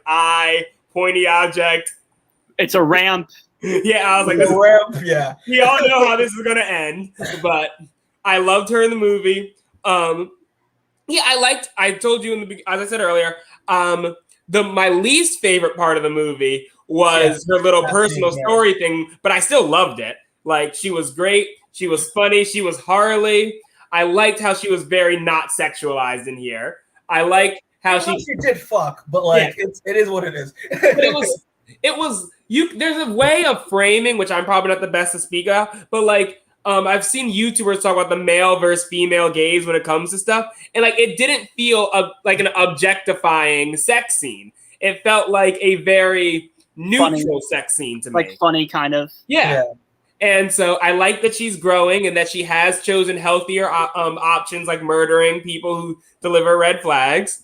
And I like one of the things that I liked about her was like how much she shows, like, she doesn't have any friends left, and especially if he didn't know about Birds of Prey, that like the squad is kind of like her surrogate family. Like, she was shown caring about the newbies. She was like, Boomer, don't tease them. We're gonna be fine. She was like interacting with the newbies. She felt like the scene when she tears up when she realized they were coming to save her, like that was good acting. Like she went out of her way to save Polka-Dot Man. Like, she didn't have to. You can see her pulling the jellyfish off of King Shark when they were falling. Like, she clearly cares about these people and likes that they like her. And that scene too, where they're trying, or they're going to save her, but she already shows up, and she's like, "Oh my god, you can guys do it again," and I could just react from it. That was so good. Like, and the fact that like they're all just like in regular clothes, but just have like pieces of their costumes, and that was great. Yeah, sorry to cut you off, Freddy, but no, I was just saying I liked how she is very much shown to be like, she's the team mom. Like, in this family situation, she kind of became the crazy mom, or maybe she's the crazy aunt. But like, she cared about them, and they, in their own unique ways, care about her. At least the ones that interacted with her. Yeah, Alec, you have anything to say about Harley in this movie? I think the movie found a fun.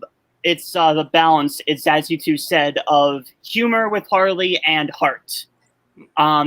You know, I think the humor came from Harley being an airhead, saying, "Who's the javelin for? It's oh my god, I finally know my purpose now," and the acting parts with saving me. I think Margot pulled that off great. Her pronouncing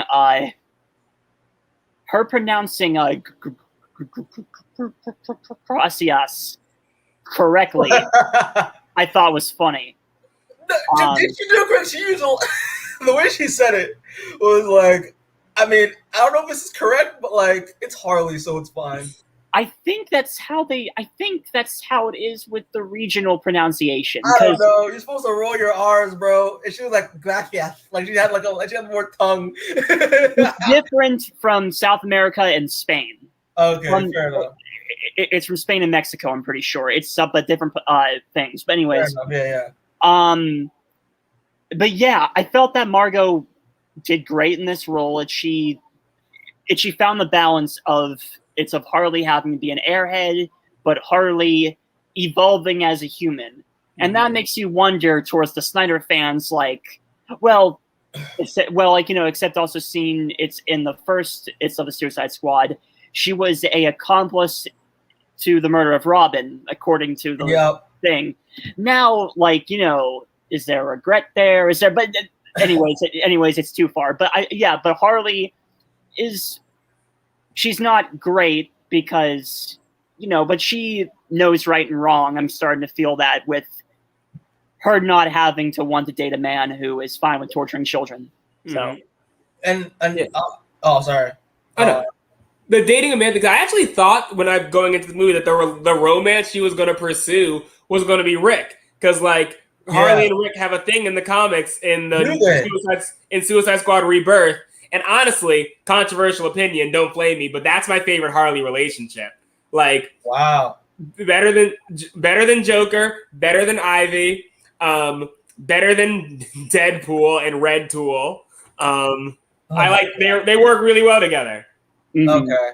I'll also say this though, like this is a hot take, especially if I'm like, I personally don't like Harley Quinn on the Suicide Squad. Because like I'm so used to her in the animated series and the fact that like even like in that fight scene in this movie, her big fight scene, I'm like, where did you learn all this stuff? Like, how did you know how to beat the shit out of people so well? When like I'm just used to her just being, the partner of Joker, but she's like a brawler, I guess. But like she was whooping ass in this. Like even where did you get the martial arts training? Like, you psychiatrist. Like that's actually one thing I didn't like. Like I think Birds of Prey did it better with her fight scenes because she seemed very well trained in this. But I told them also in the Birds of Prey thing, I like how more of her personality came out in those fights.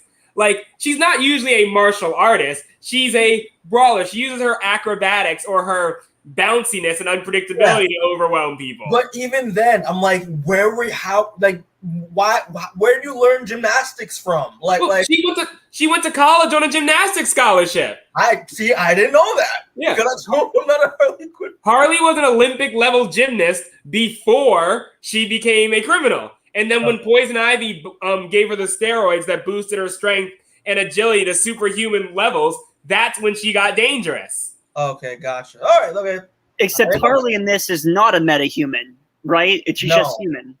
I think they're doing, because in the New 52, which when the Suicide Squad movie came out, she got the increased strength, durability, and stuff from being thrown into the vat of chemicals instead of it through Ivy. So I assumed that's how they're doing it here. But they never mentioned her being a metahuman. No. Okay. I also do say this is my final thought about, because we got to move on. But like, I think especially that scene with the dictator, that relationship. Also, I love the fact that she was like looking in the mirror, was like, "Oh my god, I'm a princess." And that was so adorable. I think this is a paved the way. This like that her killing him and being like, "Oh, like that's her." Actually, she chose the wrong kind of men. Can pave a way for Ivy to come in future movies and make them have their relationship together. I don't know. That's just a thought I had. I can't believe the sun is loaded. Yeah, like I don't know, it's funny. But yeah, we gotta move on to the next character. So this one was such a surprise. I love this character a lot too. But Colonel Rick Flag, played by Joel Kinneman, I was so shocked because I did not like him in the last movie. That's he was because such a wet blanket in the last movie. All he did in the last movie was cry over Enchantress. He actually got to be the military hero that he is in this movie. Yeah, and it's funny because like I love how again not taking things seriously when it comes to a superhero movie. He's literally just the babysitter. That's what he does. He's supposed to babysit all of these delinquents to make sure they don't freaking kill each other and behave. And I think I thought that was great. And also like Joel Kim did a good job of like, you know, making sure that like, hey, like he's not just a stone cold badass like it was in the last one. Like he actually like cares for the well-being of these characters as well as again being that war hero of like, you know, of doing the right thing, because at the end we realize like, you know, like he gets killed by Peacemaker because he wants to leak the information that the Starro program Project Starfist was an American-led program, and they were torturing, you know, men, women, and children. And the fact that he had that empathy, that empathy was the best part of his character for me. That his willingness to do the right thing. Well, I thought it was so good, you know. And also he also has some good funny lines in there too, as well. Yeah, so that's my 2 cents. Y'all can lead off. I don't really have anything to add. I thought Rick Flag was really good, much better in the movie. I like that he got to act. I liked how they let his goodness come through, especially with his interactions with Soul Saria. I really like their dynamic. These guys are idiots. I didn't have her in the slide. I forgot to put her in there, but yeah, like Soul Saria was also, they played really well together. Alice Braga, who plays Soul Saria, she's great in everything. She is great in everything. I love Alice Braga. One of my favorite scenes of the movie was like, is that rat waving at me? It appears he is. Why? Why? I think because he's friendly. I guess he's friendly. I was like, he just rolls with this. Like, and I don't really have anything to add from him. I really liked his character. He was funny. He was enjoyable. I liked the little tidbit that they threw in that like him and Bloodsport did stuff in Karak. Yeah, and I like that a lot. And I like how they actually brought up Karak because Jotunheim is usually in Karak, but I do understand why they changed where and who ran Jotunheim, because the group that did it, I'm sure they would not want to include in any modern Suicide Squad stuff. Fair enough. I like that little thing too. And also like Amanda Waller told Bloodsport that he was recommended by Rick Flag to be on the team, and I like that a lot. Yeah, man, Rick Flag. Also a question: do you think that that June is a thing in this movie? Like in this universe? I don't know. They don't say. Yeah, I thought she died in the last one. Didn't she die? Enchantress died, but she got freed by she got unpossessed by the Enchantress at the end of the movie. So she's just a normal archaeologist again. My headcanon is that he realized that he was actually only into the Enchantress because he likes powerful women. And so when she was a boring archaeologist, he was like, oh, and then broke up with her. For sure. Just to move on to Alex, also I like that he actually looked like Rick Flag and like not too serious, wearing the iconic yellow shirt, but it had like a funny like graphic on it that was really cool. Also, again, is the banter, like my favorite scene at the club where like he wants to have fun with these people because, you know, they could not see each other again. You know, I like that. Really, his empathy was great, and his heroism at the end was great for the character, and I loved it. Alec, what are your thoughts on Rick Flag, man? So we can fun fact, his shirt translates from Spanish to obstacles are opportunities. Is what that translates to. So about Rick, I will say this about Rick Flag. Back in the first movie, I didn't really care for him all that much. He was a wet blanket. He literally was just a wet blanket. He wasn't bad per se. He was just kind of like, you know, I thought that Joel Kinneman did fine with the character, but he didn't like it wasn't anything to remember him by. With this, I feel that James Gunn and Joel also made Flag a much more interesting character. I feel that his new look helps with this. I feel that Joel's brand new look in this is a lot better compared to how he was with it's in the first one. It's with the crew cut and the facial hair. The goatee. It's him with his hair and it's him it's all clean shaven. I felt is like a lot more but better suited for him. I feel, but it's just me. He also looks bigger in this movie. Like he looks like he got jacked. Yeah. I think he's still coming down from Altered Carbon because I didn't realize. When I was watching it my third time, my friend was like, "Isn't that the guy from Altered Carbon?" I was like, "No, Altered Carbon guy's way more jacked." And then he Googled it. He's like, "That's definitely him." Yeah, no. I also am a huge fan of Altered Carbon. But sorry, Alec. Yeah, continue. So Flag in this was a lot more empathetic, is what you said, and it's the writing and acting made him. It's a lot more likable that by his death. I was like, oh no. Yeah, I was sad. I was like, damn it. Mm-hmm. And and that is what a good script and script and direction are so much in a movie. It's so much. And compared to how he was, it's in the last, it feels like a fresh character. You know what I mean? Yeah. And it means something when a character like that can, for me, go from not that, it's not a great character, it's from the first one, to being a positive thing in this movie, So I felt that I felt they pulled it off well. Yeah, he had the most tragic death in the film. It was great.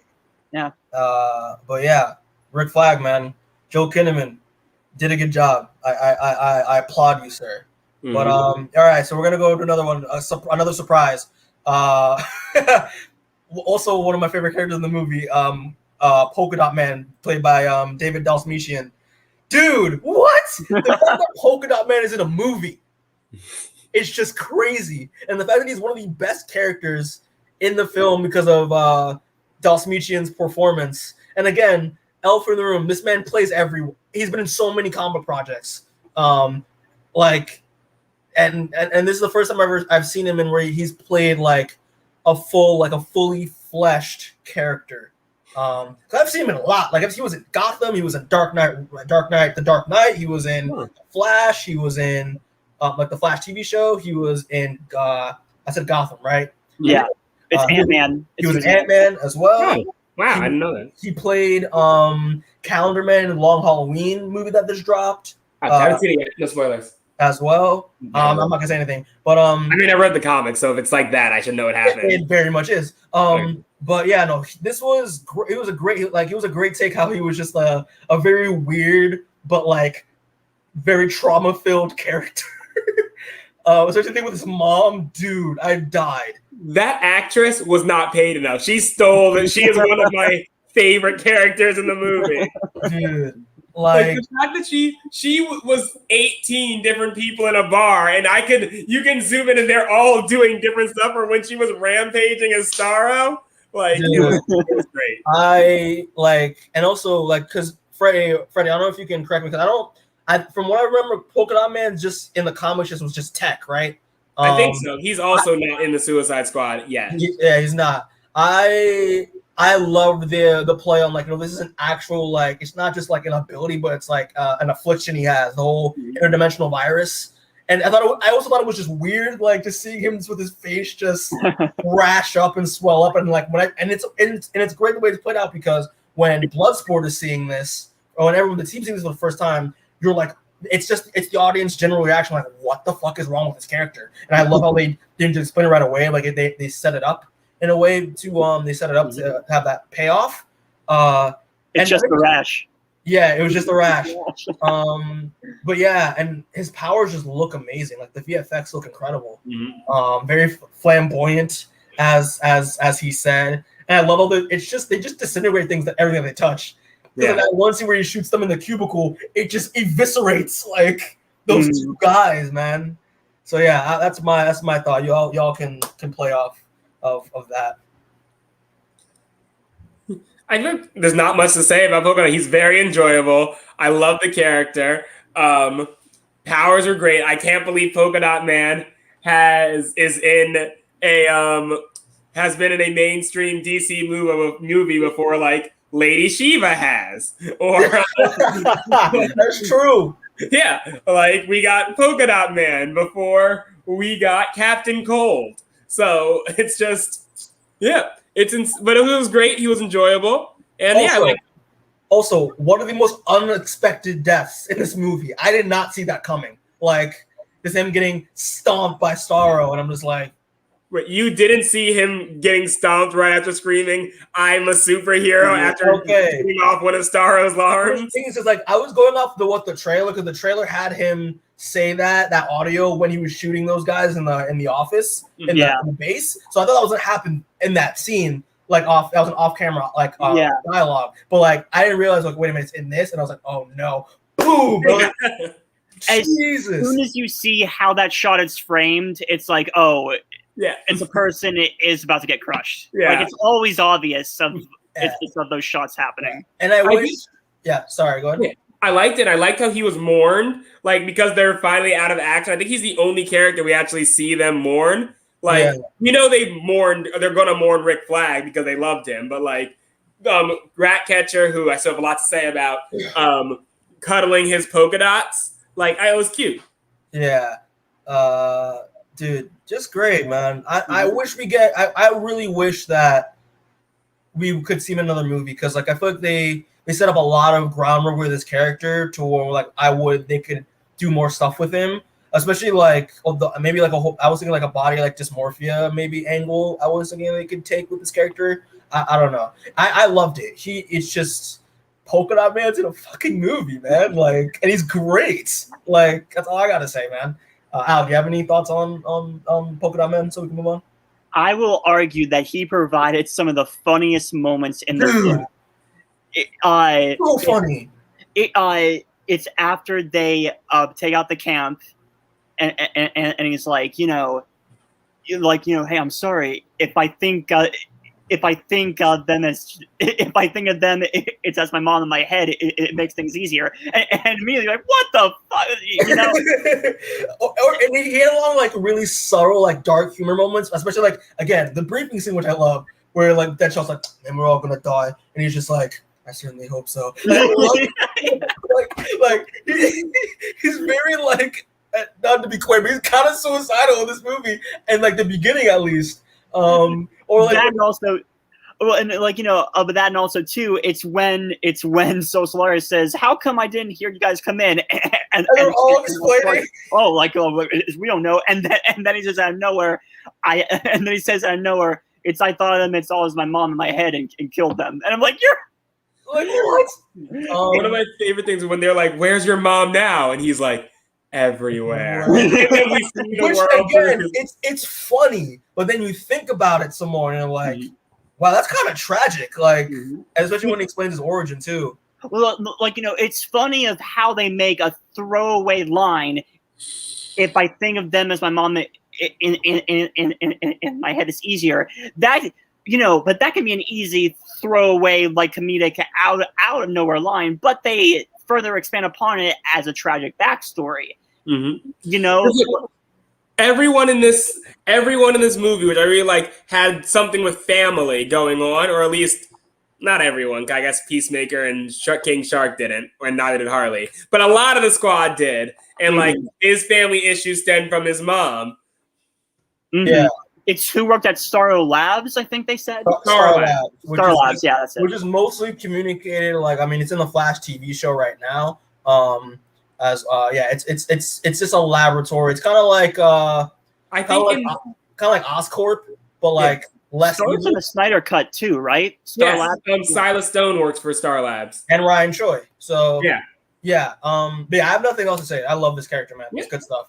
But yeah, so just to move on, again, also like one of my favorite characters, Ratcatcher 2, played by Daniela Melchior, which I believe she's like very new to acting, I believe, which is so shocking because like this was an amazing performance. She has done Spanish stuff. Okay, so this is more her first big budget Hollywood film. It's her first American movie, like the first like large American movie. Yeah. Yeah. Okay. Wow. Fantastic. Like most of the heartfelt moments were with this character, and also we got to shout out Taika Waititi playing Ratcatcher 1, who I was shocked wasn't in this movie a whole lot.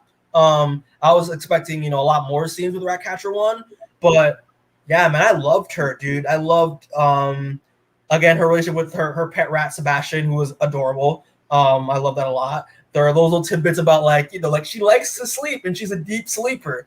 Again, with King Shark trying to eat her and like her in the bush just passing out, I thought it was great. But yeah, man, so good. And then her relationship with Bloodsport about ask about like his rat phobia and him and her explaining her origin and then explaining how and him saying like, oh, you remind me of my daughter. I thought it was so good. And most importantly, the relationship with King Shark, I thought it was adorable. Like I was just like, like it's so cute. That's also I will say this just to say another thing I liked about the movie. James Gunn with the dialogue, a lot of the dialogue, if you think about it, a lot of those small pieces of dialogue, the character kind of sets up what happens. For when she says to Bloodshot, like, I'm going to get you out of here alive, she ends up saving the rest of them in the movie and defeats Starro. When again that quote I said about with Polka-Dot Man was like, it's like when he says like, oh, like we're gonna all die. Like, I saw my hope so. He dies in the movie. Like it's just like it's like kind of like subliminal messaging, But yeah, that's what I open up with Ratcatcher 2. So any of y'all can open up. Yeah.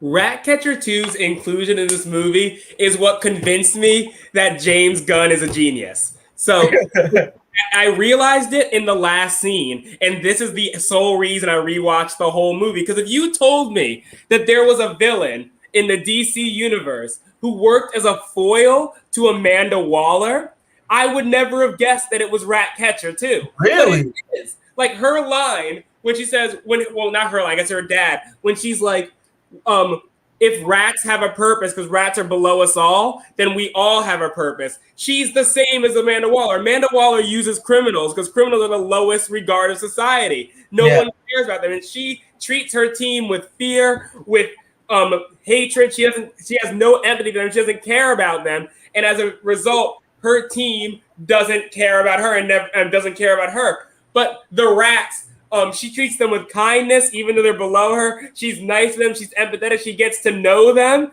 And in the return of that, that's what makes her strong. And that's why I've been listening to Radism on repeat, because that movement, when the music started playing and it clicked for me, I was like, oh my goodness, he's using Ratcatcher 2, a character who no one's concluded on the squad, as a foil to Amanda's role. And I was like, wow, he's a genius. Like, wow, I've actually never. I didn't think about that way. I didn't think of that too, Freddy. That's nice. When he said, if rats have a purpose and so does all, I was like, oh my goodness, he's talking about the squad. Because Amanda she says in the first movie, she always says in the comic, no one cares about criminals, which is why she can do whatever she wants to them. But Ratcatcher is like, no one cares about rats, but I will. And I'm going to show them compassion, and they're going to make me strong, and they're going to be my family.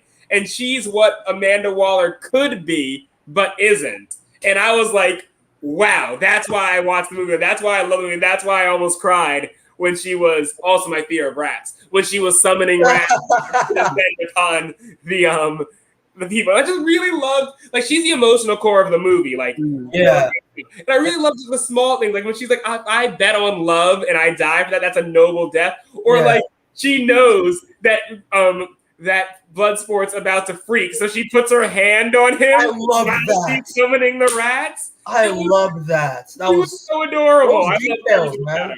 Yeah, like also shout out to Matt, who does Invincible with me. I don't know how he's gonna watch this movie because he actually has an actual phobia of rats, and it's funny because like Ratcatcher is literally one of the core emotional parts of this movie. And now that you said what you said about how she's utilized, I'm just like, that's so genius. Like, and it's sorry, man, I don't know how you're gonna do it, but like, but no, like Ratcatcher 2, and like I like, even though again I want a little bit more of Taika Waititi in this movie, but like I loved even though for the brief amount of like the flashbacks and like how she was talking about her father, I love that relationship, even though it was kind of brief. Also, but it's kind of weird that like they used the rats to cover them when it was cold. You don't know, is it like, I know like they were poor and homeless, but like rats carry so many diseases. Maybe they would have them clean them first. It's warm, man. You know. I'm just saying. Oh, Alec, you haven't said anything. What are your thoughts on Ratcatcher 2, man? I think that Daniela is the breakout star of this movie. Oh, 100%. I really do. I hope that her career goes up from here. I really do. She brought a lot of kindness and sweet, like, you know, she's the kid our archetype it's of this movie, and you know, she brings sweetness and warmth and heart to this movie, and I hope that she gets like, you know, find success from this. I really do. She had a fun trait of like, it's like said by Peacemaker having to be a millennial. She doesn't know what a projector is. I loved that. and I love how we just called her millennial just because the fact that she liked to sleep. Yeah. Yeah, man. She was great. Also, Alec, she didn't do a movie in Spain. She's from Portugal, so she was in Portuguese films, I believe. Okay. Yeah. Also, fun fact, I figured this out yesterday.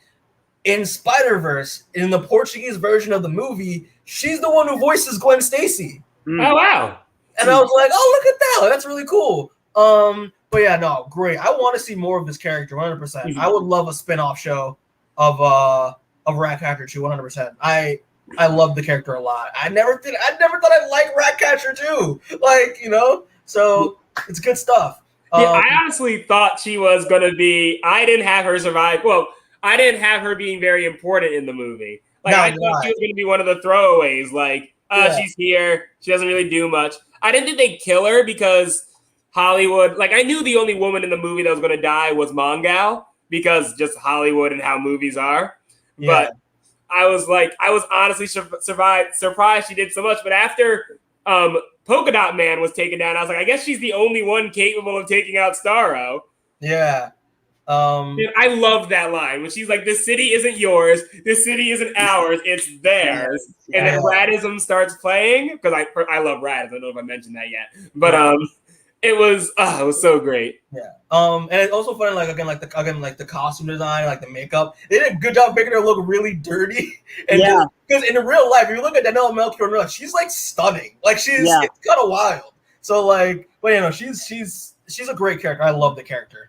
I also think they had her have her mask. Like Ratcatcher has like she looked like Ratcatcher. Like I thought she didn't wear it a lot, did she? She only wore it like towards the end, I think, right? She wore it on when the stars were, but people never wear masks in live action movies. That's true. She put it on with the stars, and I think she had it on earlier. I think she did. I think it was like, I think she took it off while they were walking, I think. I don't know. But yeah, no, great character. Sebastian, I love Sebastian. Dude, Sebastian's adorable, man. Oh my god. And eventually, like, his relationship with how he's just trying to appease Bloodsport because Bloodsport doesn't like rats. I just think it's just the line where we're just like, why the fuck would I want to leave is my favorite line in the whole movie. Oh my gosh. But yeah, so we're gonna move on. Okay. Best character. Sorry, this is my favorite character other than Bloodsport. Like top character. King Shark, played by Sylvester Stallone of all people. This is that was the funniest casting, the fact that Sylvester Stallone is voicing King Shark. And it works so well. Like, because originally I thought Taika Waititi was gonna voice King Shark.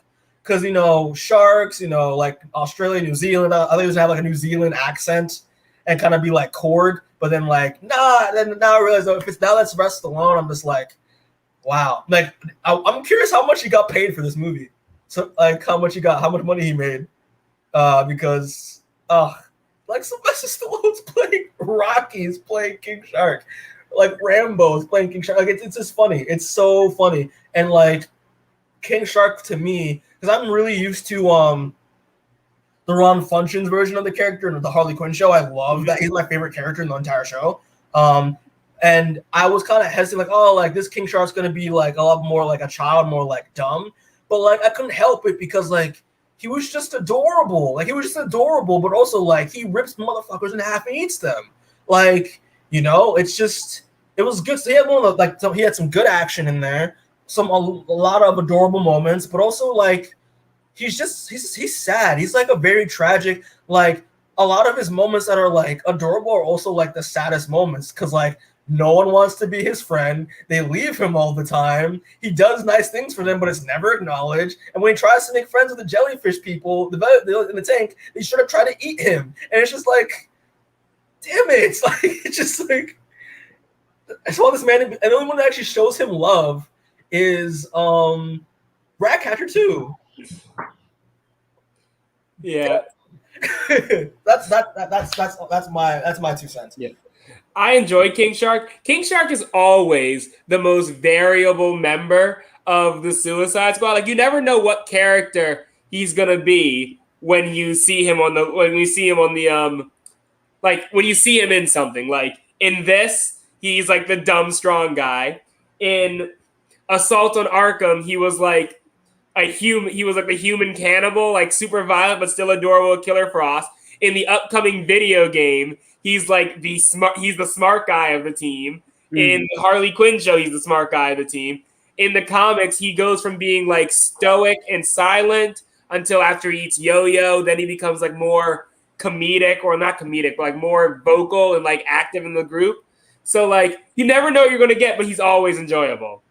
Yeah, I'm feeling like, and also like talking about like the design of King Shark and like the motion capture. Again, the guy who mocaps John, the guy who plays John in this movie mocaps King Shark, and he did a good job of like conveying emotion in his physicality with his acting, his body acting. I thought that was really good. And also just like that, like it's just King Shark's not like hella muscular like he is in the Flash. He's not like, you know, like a more of a human with like some augments like he is in like Assault on Arkham. Like he's just like he's just a shark with like a dad bod and some webbed hands and feet and with some jorts.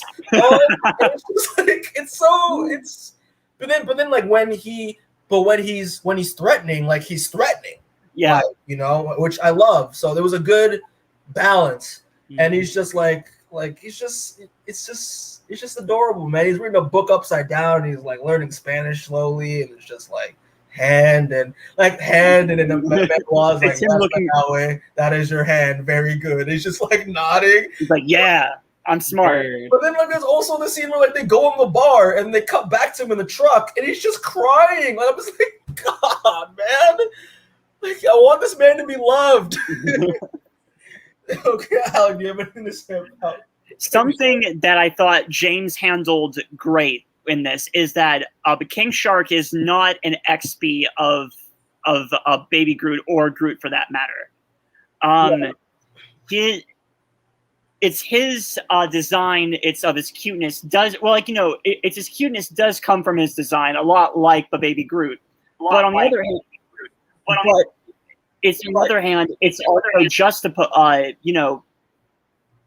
juxtaposed from his moments of being an animal, of being savage. Like it's with the soldiers and like him having to tear the one soldier in half. Yeah. It was definitely not something to see. It's in Guardians, and his moments, his vernacular, his monster num num, and but being flung through a building was also cool. Yeah. But his stuff is with the Cyrax, which I think that is what the fish are called. It's the Cyrax. Like it's in the score names as well. Like it's King Shark. It's the Cyrax or something like that. Yeah. And King Shark was definitely the fun animal. It's of the movie, and he's adorable. He just wants some friends, and thankfully, but by the end, I think he's found a couple. I'm sure. Like, if the next movie, another movie, if he's not loved, I'm going to be upset. Like, I just need this guy to be loved, and that's it. But yeah, so we will move on to the next character. If anyone has any other thoughts on King Shark, no, okay. So yeah, so we're moving on to, in my opinion, is the real villain of the movie, not Starro. The most vile person in the movie is Peacemaker, played by John Cena. The fact that this is John Cena, and okay, here's the thing, right? John Cena, in my opinion, shined with his acting chops, because if you've watched a lot of John Cena's been acting for a long time. Like the first movie I ever saw him, I think, yeah, like me and Alec talked about this, I think, in another podcast when we did Loki a few days ago, was like the Marine back in like 2003. It was like a it was like a WWE Studios film, and it was awful, you know. But then now, if when you see him as, like, you know, in the movie Blockers, which I think is a funny movie. I think it's a pretty good movie. He sees comedic chops, as well as like in Bumblebee. I don't think it was that bad in Bumblebee either. I think it was funny. I think him as Peacemaker, I think he was perfect for the role. Like his role was just made for John Cena. Yeah. It's just like, he is funny, he is narcissistic and egotistical, he is vile. Like again, that scene in the camp, he's like, we'll talk about, like, oh my god, a good, it's nice to have a good bloodbath to start the morning, and how he'll kill every man, woman, and child just to get peace. And it's just this, it's like, it's brutal, but then again, they're villains. That's what they do. It's a constant reminder that they're not good people, you know. But like again, I was saying to Alec last time, one of the worst scenes in that one of the worst parts of that scene for me is when he takes that axe and chops up that man like sushi while he's sleeping. And I'm just like, what? Like, it's just, dude, like, it's fucked, but like, it makes sense with this character. Like, and again, he does the exact same thing as Bloodsport, and they're just trying to one up each other, and it's just like, that seems one of my favorites in the movie. It's him just, like, you know, Bloodsport just flipping him off, and he's just like I'm like a freak. It's great, but at the same time, he has a lot of parts where, like, hey, like, yeah, he's a bad guy, but like, he doesn't mind getting a drink with the boys and getting everyone around the shots and getting to know everyone. And then he does the big turn, where I see the big villain of the movie, where he turns on the suits. He turns on Rick Flag because Amanda Waller tasked him to get rid of all of the evidence that America was involved with Project Starfish. And then he kills Rick Flag. But at the same time, he doesn't want to kill Rick Flag because he views him as a hero and a patriot, you know?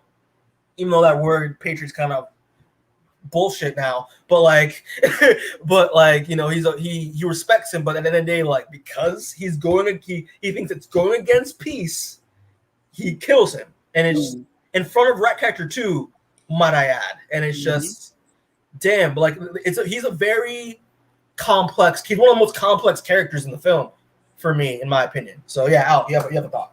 Well, Mikey, it's to add to that about John's, like, you know, it's his acting chops in this movie. You know, he's not evil, but he's bad. You know, I mean, but like, you know, when Flag says the Peacemaker, it's what a joke, and he dies. It's, you can see it's on the face of Cena, is that he's torn by these words. Except also too, you know, he catches it's Ratcatcher, and she goes, like, you know, hey, you have it now. Why are you chewing this? It's why kill me. And then you can see John's, like, you know, his bottom lip like quiver almost, and he goes, well, because I'm, like, you know, I'm thorough, but he has trouble saying it, and that just like, you know, like, it's subtle, but I have to give props to John Cena in that he uses his face as well. So like, it's just like you said. And to add on to that, when you said, like, he's very vulnerable when he's hearing what Rick Flag has to say to him, and the fact that the helmet was off, added to that because when we see him with the helmet on, he's he's headstrong, like very like cold with the jokes and all that stuff, and very confident. But then once the helmet's off, that's where like again he's trying to be thorough, but he's a lot more vulnerable physically and internally and emotionally, you know. So yeah, that's good. Freddy, you have something to say? Oh yeah, I enjoyed him. I thought he was a really good addition to the team. I like how he. There's often times where Amanda will have like a sub agent who's like on a separate mission or like doing stuff. So I really liked James. Clearly knew like he must have read a lot or at least watched a lot to like get the feel of the squad. I also really like the smaller bullets thing. Like when that was great when Bloodsport finally went head to head. But yeah, I thought he was a great addition to the movie. I like one of the things on the second watch, you can watch how he's like always watching Thinker and like what he's doing, and like goes into like the fact that he knows a little bit more than he lets on. But I think he's a very good, like it made logical sense. It made sense for him to betray the team. Like I was like, oh, here we go. But I was very enjoyable character. And I do wonder, like, did James Gunn like have Peacemaker in mind for his movie and then cast and find John Cena? Or did he have John Cena in mind for his movie and put Peacemaker because it's just he was perfectly cast. Yeah. And it's funny because I remember the behind the scenes, like back at Fandom, John Cena was talking about like he was described Peacemaker as a douchebag, as a douchier Captain America, and that's literally what he is. Like he's asshole Captain America, and John Cena plays him so well. Like you know, John likes the character enough to wear it to the premiere. That's what makes me respect him. Like for the press tour, he was wearing the costume at the premiere, at like on Jimmy Fallon. Like it's smart marketing because it's also to promote the spinoff show as well. Yeah. Man, Peacemaker is honestly like I hate him, but it's intentional. Like you're supposed to not like the character, but at the same time, he has these subtle emotional moments, vulnerability moments. A lot of great banter, and he's almost honestly some of the best comedy in the movie is with Peacemaker. Especially where he walks away again with the tidy whities and is talking about the smaller bullets and how he's just he's the same person as Deadshot. Sorry, about Bloodsport, but just better. Like it's just cocky. It's great. It's just great, and we'll talk about our thoughts on the Peacemaker show like towards the end. But yeah, man, John Cena, like I've been watching you since I was a kid, ever since, your WWE days. I'm like, hustle, loyalty, respect, all that jazz. And you killed it. I loved it in this movie. He played it very well. Everything very well. I loved his banter with Bloodsport, as we mentioned. Like it's the best. When Bloodsport's like, no one likes a show off, and Peacemaker's like, unless what they're showing off is dope as fuck. Like, darn it, that's true. But yeah, man, that's good stuff. All right, so next character of here, the Thinker, played by Peter Capaldi, Doctor Who, my former Doctor Who. I don't really have much to say on him because like he was very his role was not really brief, but it was like very straight and to the point. Like he served his purpose through the movie. Not saying that he was badly acting. No, it's Peter Capaldi. He's a great actor. But like again, like he was just the bad mad scientist who he's basically exposition to set up Starro. That's what his purpose is.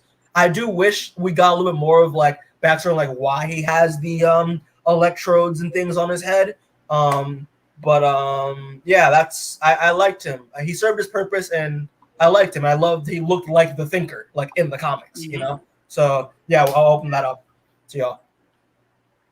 Yeah, I was kind of shocked because like the Thinker's on the squad, like in the comics. So I was expecting him to be like from the trailers and stuff. I thought maybe they were like rescuing him or like being like, oh, maybe his bomb got deactivated and they're like trying to make sure he stays in line. So I was shocked that he was the villain, but I did like him. Like I think Starro had he's definitely like, he's probably the truest villain in the movie. Like Peacemaker and Amanda Waller are definitely terrible, but like he was torturing like journalists, children. Yeah, their loved Yeah. ones. Anyone who was spying on Project Starfish were test subjects.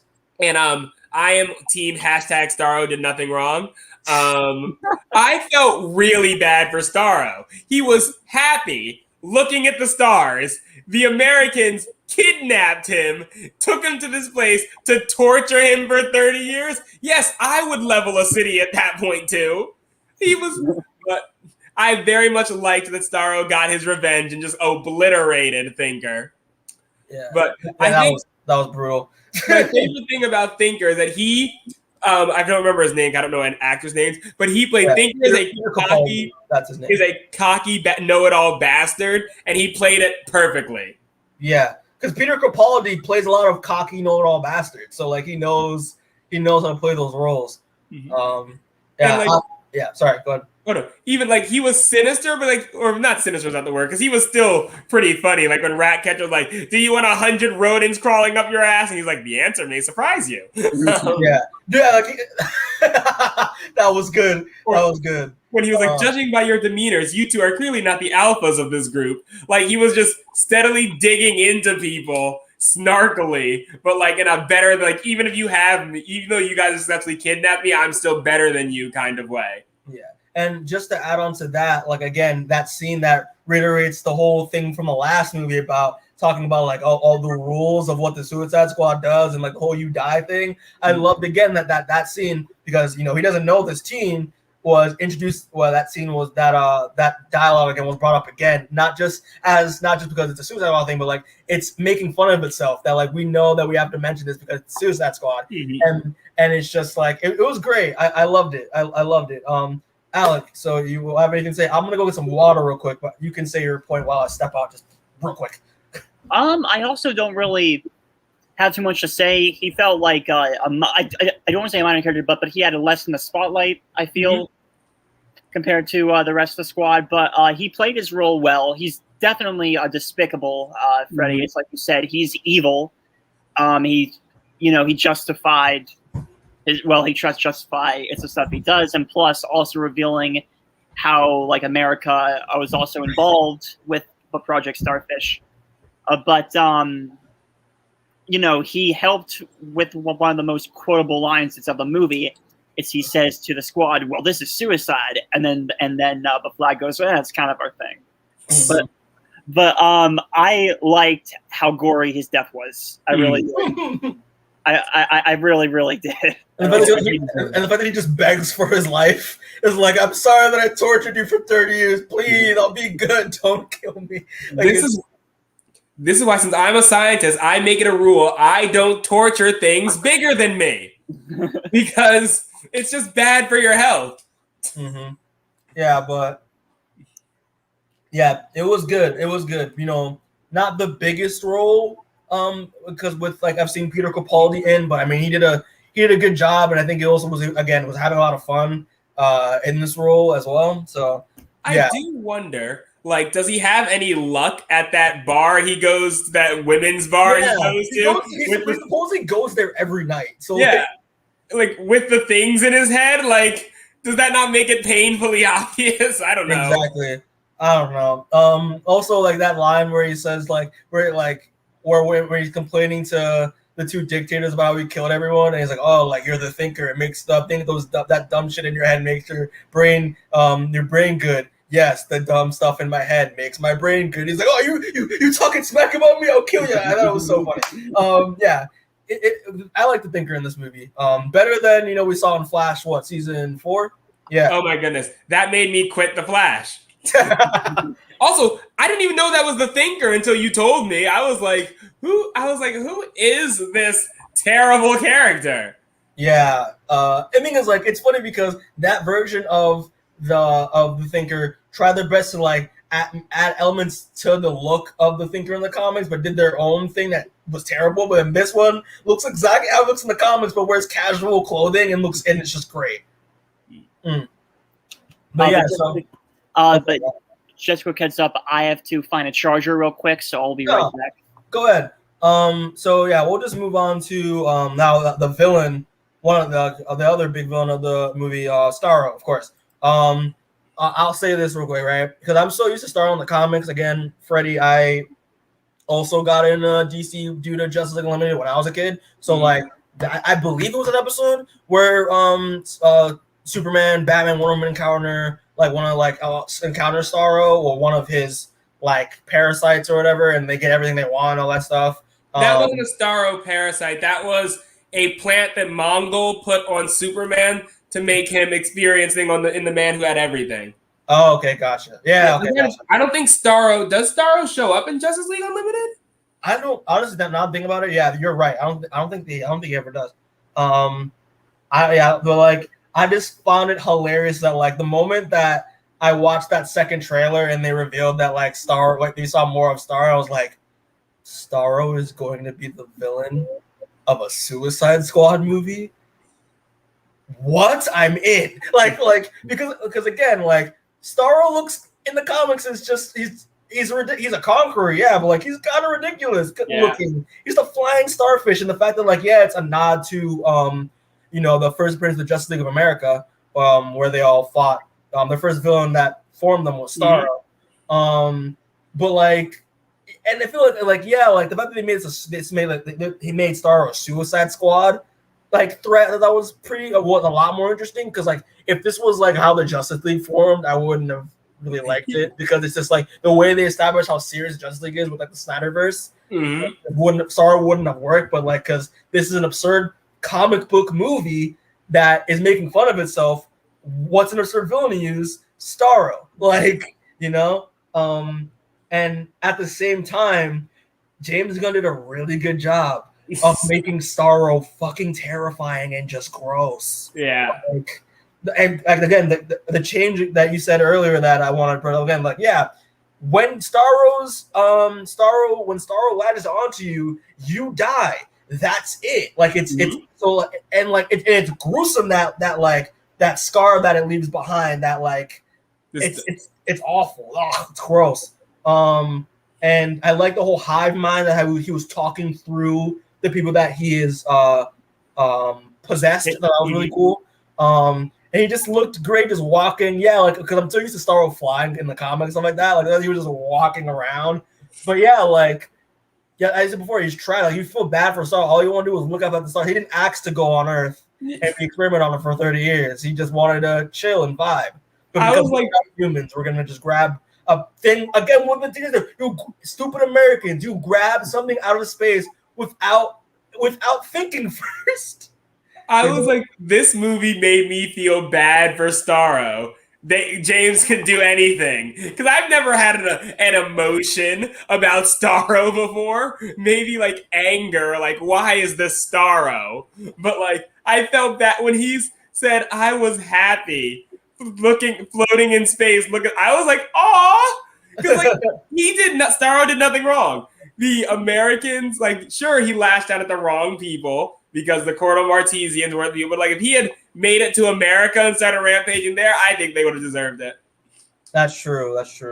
Yeah, man, Starro was a lot of fun, but just really gross in every aspect. Like when he's spawning things out of his armpits, disgusting. The way they explain that the torture chamber of like how Starro, like, again, even if you're ripped in half, or like even when you're ripped in half, Starro still can move you around and control you, or like when it's lashed off of you, that huge disgusting scar, and like it's disgusting. Like Starro's just in the tentacles, it's gross, but like it's Starro in a movie. It's Starro in the Suicide Squad, but that's so much fun.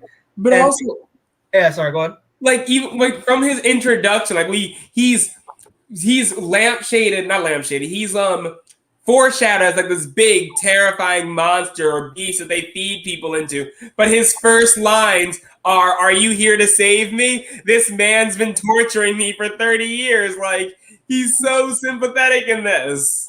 But yeah, Starro, a great surprise. Great villain, scary, like like because if you're gonna make a Radar Suicide Squad movie with Starro as the villain, you gotta amp up the horror factor of it all. So that's great. Alec, do you have any thoughts on Starro before we move on? I do, but my battery's at 1% and it's about to die, so I may have to join this again through another. No, go ahead. No, do what you need to do. Thing. So just skip over me for now. Yeah, for sure. Yeah, so we'll just move on now to other characters and cameos. So to start off, again, we kind of mentioned them already, but freaking Sean Gunn as Calendar Man made me laugh so goddamn hard. I was like, he's just like, you want to do Polka-Dot Man, you want to do the thing you want to perform at my child's birthday party, you fucking pussy. Yeah. What was that? Double Down, right? Like, yeah, Double Down. I'm familiar with Double Down. I've heard of him, but like I'm not really familiar with he's a Flash villain. He's basically does he make cards out of his body? Yeah, he's Shitty Gambit. He makes cards out of his body and throws them. He was also in the Flash show. Oh my god. Yeah, he was in the first season. Yeah, that's not gonna cap. That's the only reason I know who he is. because of the Flash. Yeah, because he was played by the guy from Teen Wolf. Oh my god, yeah. It looked kind of cool, but I didn't know he looked like that with the whole scar and stuff. Yeah. And it just comes out of his skin, like it just. Yeah. How did that happen? Yeah, Kaleidoscope and Kaleidoscope, and then I don't know that character's name, but I was like, "Is that Mantis?" No, it was just I want to put an actress I worked with that I love in a movie, so she just made her a go-go dancer. But yeah, I'm not familiar with Kaleidoscope, to be honest with you. Neither am I really. I've seen her mostly in the background of stuff.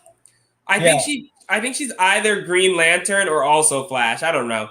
Okay. But yeah, other cameos. I love that John Ostrander was in the movie. I can't think of any other notable cameos that I can think of. It's better than what the David Ayers, the first Suicide Squad movie did, because they only gave John Ostrander an Easter egg as like a building, or like the John Ostrander like finance building or whatever that they go into. Yeah, at least James Gunn had the nerve to like add the full person in there, you know. But yeah, and I'm just happy that Sean gets. If this is in the main DCU canon, Sean Gunn is the Calendar Man in main DC continuity. That's so great, you know. And we will never. Also, Calendar Man is in a DC movie before like Metallo or before exactly. Exactly. Like, and also like his brief line reminded me of the freaking scene in Harley Quinn the first season where like his son brings him a plant and they have to destroy it because of Ivy, and he's like, "Oh, like you idiot! No wonder your daughters remember your birthday." It's like, oh god, yeah. So that's all I couldn't find. You couldn't find any other Easter eggs or cameos? I'm thinking of things I remember seeing. They mentioned. I said I don't remember much out of They mentioned other Suicide Squad related things, like Karak is a place they go when they fight Jihad, which is the group I said they never use again. Jotunheim. I didn't know this, but one of my friends told me that what's it called? The senator that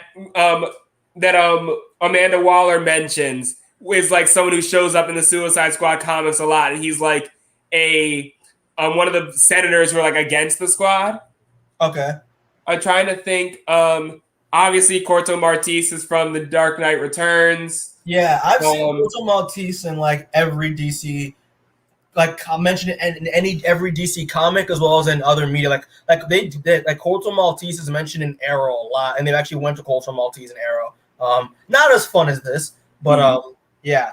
Yeah, I can't think of any other like offhanded things. I can't like any other cameos or any other small details that like for the squaddies. Yeah.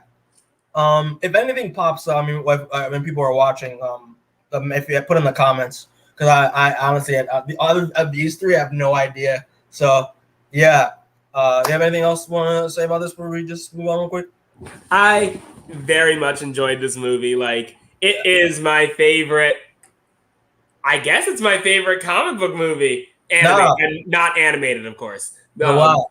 My favorite live action, because like, yeah, there isn't a superhero movie that's come out like this actually tops Catwoman for me. Like there isn't a movie I've watched more than twice. Like everything else I've done, but I watched this movie 3 times and I'm planning on watching it a 4th already. Yeah. I loved it. But it was fun. It made me proud to be a Suicide Squatter. James did really good work with this movie. Yeah, but let's just move on real quick because we gotta like do theories because there's a lot of stuff they set up in the next one. But we have the Peacemaker spinoff. That's important. So at the end, Peacemaker survived. And that's gonna lead up to this the Peacemaker TV show on HBO Max. I have no idea where this show is gonna go, but like the fact that it's after seeing Peacemaker and his character and how much I don't like him throughout the whole movie, I'm like very curious and like very excited to see like where this is gonna go. Because are they gonna redeem him? Are they going to just have him just be a dick the whole time? Like I thought it was a prequel when it was first announced. That's what I thought too, as well. So the fact that it's something afterwards, I love the fact that John and the lady are stuck with him because they betrayed Amanda Waller. And is that? Do you think? Here's the thing. Do you think like that's like the extent of her revenge or no? Because I feel like if it's Amanda Waller, that's not enough for that's not really revenge, you know. I don't think she'll kill him over it, but she might give you some shitty assignments. Mm-hmm. But there's going to be more to it, I think. Amanda Waller is not to be trifled with, and that's why I love her. Even Batman knows not to trifle with her. Gotcha. That's true. That's very true. So she's got something to that, but there's no way they can afford Viola Davis for an Actually, it's HBO, so they probably could afford her for an HBO. Yeah. I'm curious to see where it's gonna go since it's not a prequel. Again, if we're gonna see more of John and the other one, that's gonna be fun. They cast someone to play his dad. So really, yeah, I forget who it was, but I was looking at the cast earlier. Oh, really? The actors. I'm gonna look it up right now. Peacemaker, television series. Huh. Okay. Actually, I didn't even realize like who was cast in this. Adrian. Oh shit. Oh, Robert Patrick's playing him. He's a well-known actor. I just realized that is amazing. Oh, okay. So they got a guy named Freddy Stroma in this show who I've never really seen before. He's playing Adrian. They're putting Vigilante in this show. Oh yeah, that's awesome. I'm a huge. For some reason I love Vigilante. Like Justice League Unlimited because he was a major character there too. No, that's the Greg Saunders version, which I also is my favorite version of the Vigilante. It's not the same character. It's Vigilante is a mantle, but like Vigilante is a mantle that's been passed on by other characters. But Greg Saunders was the first, who was the more like cowboy western version. Who's my favorite? I love that because I love they went to the All-Star Squadron in Unlimited, but no, Vigilante in the comics is more like the Punisher. And they did he's basically as DC's Punisher, and he was an Arrow. And Arrow, they actually gave him a healing factor, like he couldn't die in Arrow, and I loved him in the way they did him in Arrow. That's dope. So I'm curious, because I remember they had footage of it. They had a photo of him in the suit. That's cool. Yeah, but I don't recognize any other characters from the cast list at least. I think he's the only like other comic book character that they're big one that they're showing in the show. But yeah, that's this. I'm excited. I hope to see maybe other characters because I love the banner between him and Bloodsport so much. I want maybe Bloodsport to come back for like an episode or something, or Ratcatcher 2 or something. I don't know. Oh wait, I know a judo master. I've never heard of him. Why do I know a judo master? I've never heard of the character. Yeah, I know Judo Master. Judo Master's from the comics. Is his ability judo? He doesn't have abilities, but I think he's a master judo. He's a martial artist. Oh, okay. Interesting. Okay. Okay. Fair enough. But yeah, I'm excited because John Cena did a good job, so I'm excited for this show. All right, to move on, Freddy. After seeing this movie, right? Mm-hmm. What are your thoughts on, like, do you think we're gonna get a Suicide Squad 2? I would love that. Like, that's and the what would thing you want to about see from it? the Suicide Squad. Like, you can keep it like, if the same people come back, if there's an entirely new cast, like, it is so, like, the story structure is conducive to sequels, spin-offs, continuations, because like, they can keep going. The only person they need is Amanda Waller, and everybody else you can just throw in. And there's still some major Suicide Squad members that I would love to see hit the silver screen. Like, I would love to see. Yeah, who would be your roster? Like, who? Like, because the show, the movie ends with who's alive. Peacemaker the villain, but like, Bloodsport, Ratcatcher, Harley, and King Shark. So, like, who do you think you want some new additions to that team?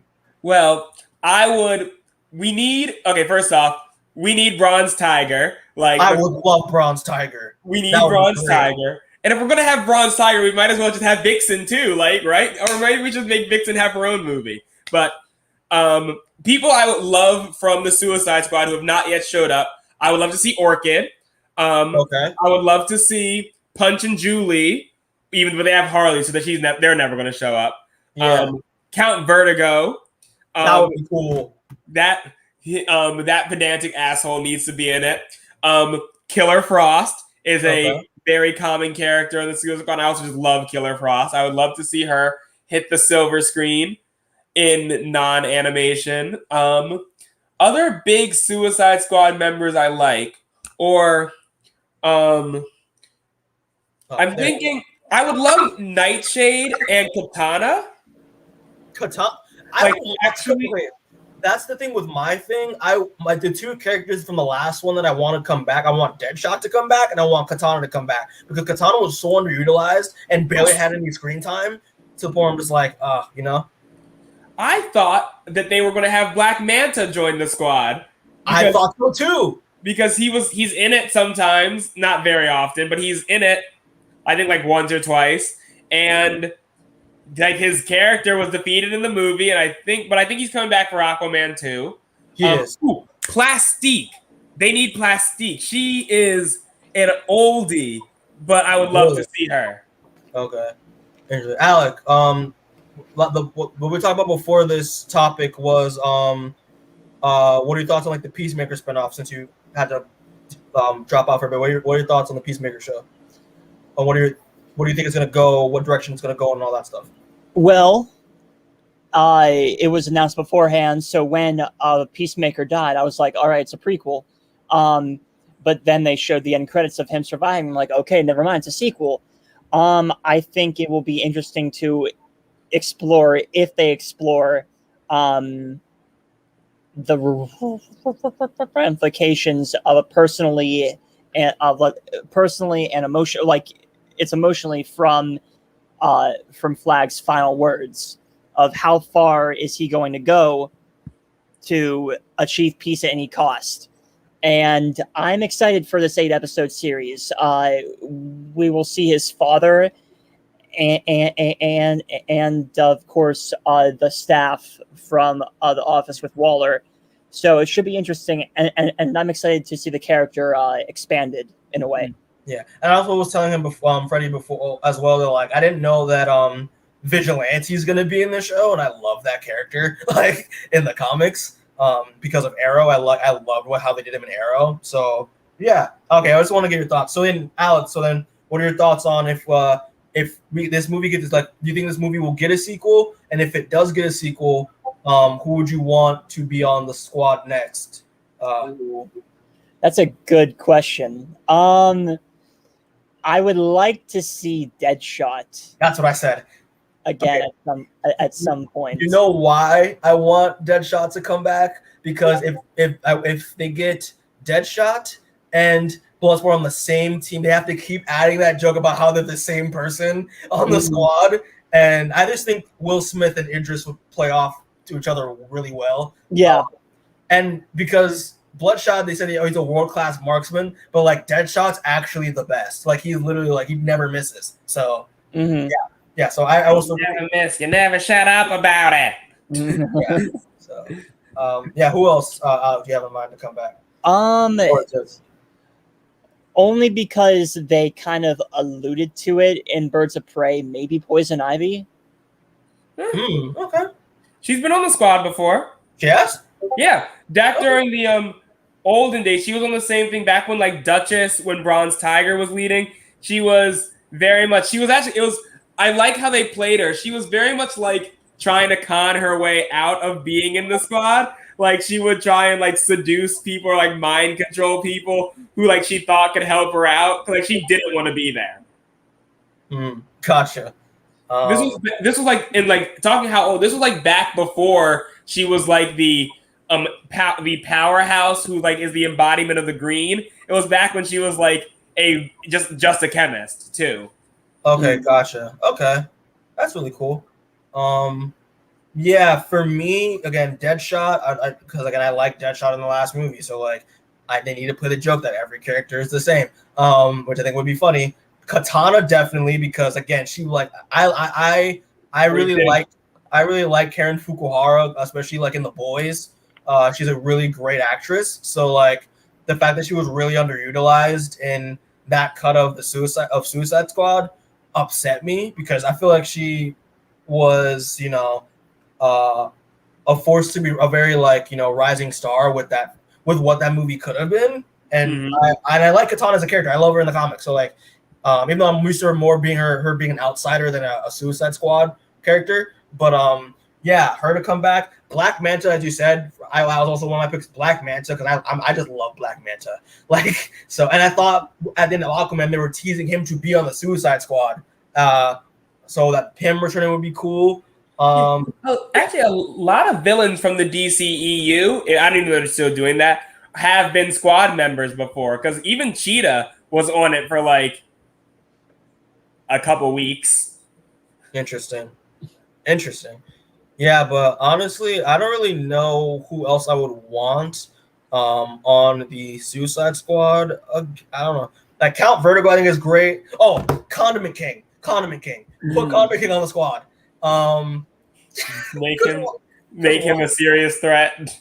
Make Condiment King a serious threat. James Gunn, we know you watch this. Make Condiment King. I think he's going to though, and I think he's actually said he was but Condiment King in the next one. If they make another one. Plastique. Oh, Parasite would be cool. Parasite would be pretty cool. He's been on the squad too. Yeah, I'm like looking up squad characters. Okay. Parasite would be cool. Yeah, Bronze Tiger would be cool. How about but Deathstroke? Oh God, especially because Joe Manganiello is so he's perfect and he's so underutilized. It just in DC movies as Deathstroke. Yeah, to make up for not making the Deathstroke movie, put him on the Suicide Squad. My favorite thing when Deathstroke was put on the team, he was put on with Deadshot there as well, and they were basically how you kind of described how how like Peacemaker and Bloodsport were like, we do the same thing. Deadshot was like, why the fuck is he here? Like, because they also put Harley Quinn on the team and Joker's daughter. Yeah, I remember that. And they're like, we're filling the same roles twice. Would you want Joker's daughter to show up as a joke? I didn't like her at all. Like it is in the Batman comics. So like I don't know. But yeah, man, I those are my characters that I'd put in. Like I think Parasite would be pretty cool in my opinion. Vixen, they want to put Vixen as well. I love Vixen on the squad. I didn't know she was a squad character. So yeah, so she's a hero, which is weird. Yeah. So she kind of played a similar role to what they've had Katana do. Like she was there to watch Rick Flagg's back. The backstory, if I remember this correctly, was that she went animalistic on some dude who was fucking with her and killed him. And so she's like, yo, I need to get this. If I want to be a hero, I need to get this killing thing under control. So like, Amanda, can you help me? Because this was back, like the Suicide Squad used to be really tied in with stuff. Like people forget, like Amanda Waller is the one that went up to Batgirl and be like, so what? Your back is broken. You're in a wheelchair. You are one of the smartest people on the planet. Get back out there and be a hero. And Batgirl was like, Barbara was like, oh, you're right. I'm going to become Oracle. And so, like, people, they used to be a lot more connected with that. It's like that was the same era where Vixen was there. Vixen had a relationship with Bronze Tiger. It was great. It's also how my first comics I got to love. Like I love Vixen from Justice League, and she's in the Suicide Squad. Also, I see on here, Dr. Light is a member of the Suicide Squad as well. Dr. Light is a member. He's the worst. Oh my goodness, I hate Dr. Light. I would want him to be a joke character to just kill him just straight up. So fun fact, there is an issue that is all about Dr. Light, and it is the only Suicide Squad issue that came out before 2020 that I have not read, because I saw the first page that it was about Dr. Light, and I was like, nope. That's funny. Also, Sportsmaster as well. If anyone's not watched Stargirl, watch that show, because Sportsmaster is actually threatening in that show. And I did not think that would be possible. You not watch Young Justice? Yeah, I do, but him in live action, Sportsmaster. Come on. I haven't seen Stargirl. It's really good. But yeah, that as well. I would love Duchess to be on the Suicide Squad, just because that would mean that my girl Granny is going to be in the DCEU. Word. And also maybe put some of the people who cameoed on there too on the squad, like Kaleidoscope, Double Down, not Calendar Man, because he's not really a character of the Suicide Squad. But yeah, and also if you want, say that Captain Boomerang has a brother or something, put Captain Boomerang back. Either Jai Courtney, or just recast someone, or maybe just Jai Courtney as a twin brother or something. Captain Boomerang has a son. In the original comics, after Captain Boomerang died, his son joins the squad and his son is not an asshole. And he wants to make up for all the assholeness that his dad did on the squad. And his son has flash powers. And here's the thing, though. I don't know if that would work, because doesn't Jai Courtney seem a little younger? He seems a little young. I don't know how old this Boomerang looks like. He's in his late, in his early 30s, maybe. Yeah. So, I mean, you could still have a teenager as a son, but is Amanda Waller going to put a teenager on the Suicide Squad? Yes. Yes. She's done it multiple times. Okay, then maybe it's possible. And also, I just realized, oh yeah, I remember his son now. His son killed Tim Drake's dad. Oh God. But yeah, that's all I gotta say. With this, I would want a sequel for sure. I hope this gets a sequel, but this movie's not doing well in the box office right now, so I don't know what's gonna happen with it. And I do think unlike Disney Plus, where they could like figure out the 60 million or whatever from like people paying for this, like I assume people are streaming this movie, like, but I don't know how that goes into money for them, because I really want this movie to do well. Like I was telling Mikey before we started this, I'm gonna buy a ticket to go see it, even though I'm not gonna go into a movie theater yet, and just to let James have my money for this movie. I mean, it depends on the contract. If they negotiate prior to filming that's going to be on our streaming service as well, which most movies didn't because COVID just happened unexpectedly. A lot, like that's the thing with Black Widow right now with the lawsuit is that like in the contract it said it was only going to be in theaters, not on HBO, not on Disney Plus, and they don't get any money from Disney Plus. So yeah. Well, actually, Scarlett Johansson's contract didn't say an exclusive theater release. What she's arguing is that they violated there is a rule in America that not only do you have to uphold the letter of the contract, you also have to upload the spirit of it, and that's what she's arguing they didn't do. They didn't abide the spirit of the contract, which has a chance of winning. Yeah. Okay. And I hope she does. Like, I don't like Scarlett Johansson, but I don't like Disney more. Yeah. For sure. But yeah, so now finally just to wrap things up. So now the big question is should the Ayer Cut still be a thing? Yes. After watching this. Freddie, why do you think that is? I just want to see what he was gonna like. I was literally rewatching Suicide Squad, the first one before this, and you can see the bones of like a good movie underneath. But like I mentioned this during Zack Snyder. I don't like Zack Snyder, but like I hate studio meddling in movies more than I dislike individual directors. Like the studios meddled in the Fantabulous Adventures of Harley Quinn and the Birds of Prey, and removed the gay stuff from it. The studios Warner Brothers meddling in DC movies has been ruining them. So I want to just see what it was like. Like, I want to see if my hype I was super excited for the Suicide Squad movie. I was like, oh my goodness. Like, the Suicide Squad wasn't big back in the day. Like, now people know what it is. But when I was a Suicide Squad reader, no one knew what the Suicide Squad was. That's true. So, like, I was stoked. Like, I made a point to watch every single thing they show up in. Like, I've seen one episode of Smallville because there's a Suicide Squad in it. I watched the first 2 seasons of Arrow just so I could know what was happening for when the Suicide Squad showed up. And that means, and the thing is, not gonna lie, Arrow's Suicide Squad was pretty good. Like, I liked it a lot. Yeah, and so I just want to see what he was doing, and especially because the comics based off this team, minus Slipknot, he wasn't there, but was actually really good, and they had some very good character dynamics. Like Killer Croc Enchantress is my number 2 favorite relationship that has happened over the Suicide Squad. Like, it was adorable. Yeah. Alec, you have anything to say on the whole Ayer Cut situation? So, but David Ayer said in a recent post, I believe on Instagram, he said he's not going to talk anymore on it about the matter, but his cut is not the theatrical cut. It's not. And, you know, I am all for more, I don't want to say outlandish things, but I'll say this, but the initial Comic-Con trailer from 2015, it had a totally different feeling from what the final product was. I would say that the Joker made a unique first impression in that trailer.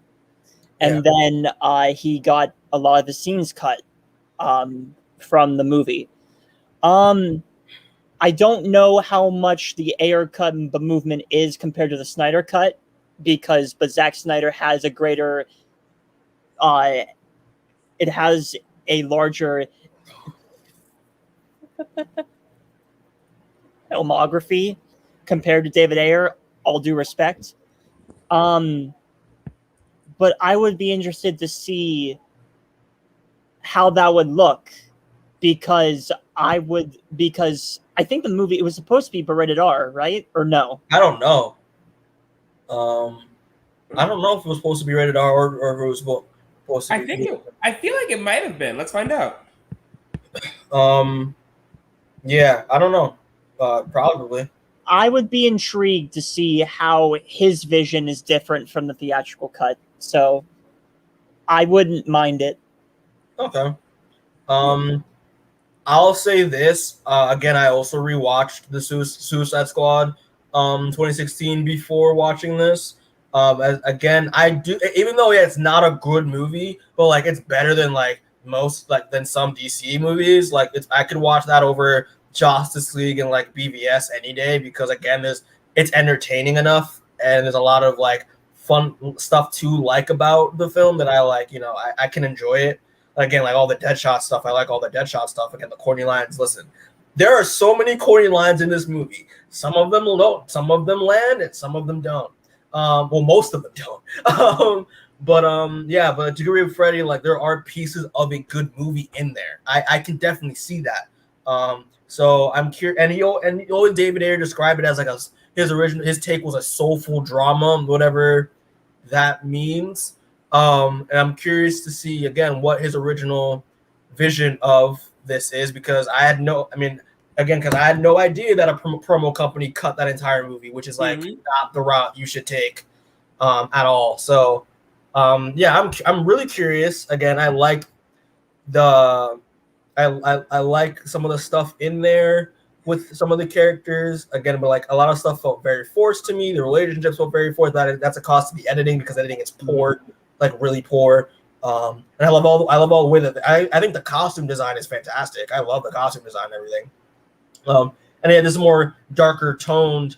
It was supposed to be more darker toned story than what we actually got. So I'm curious to see what that actually, was. And I would they give David Ayer money to do reshoots for it? I don't know.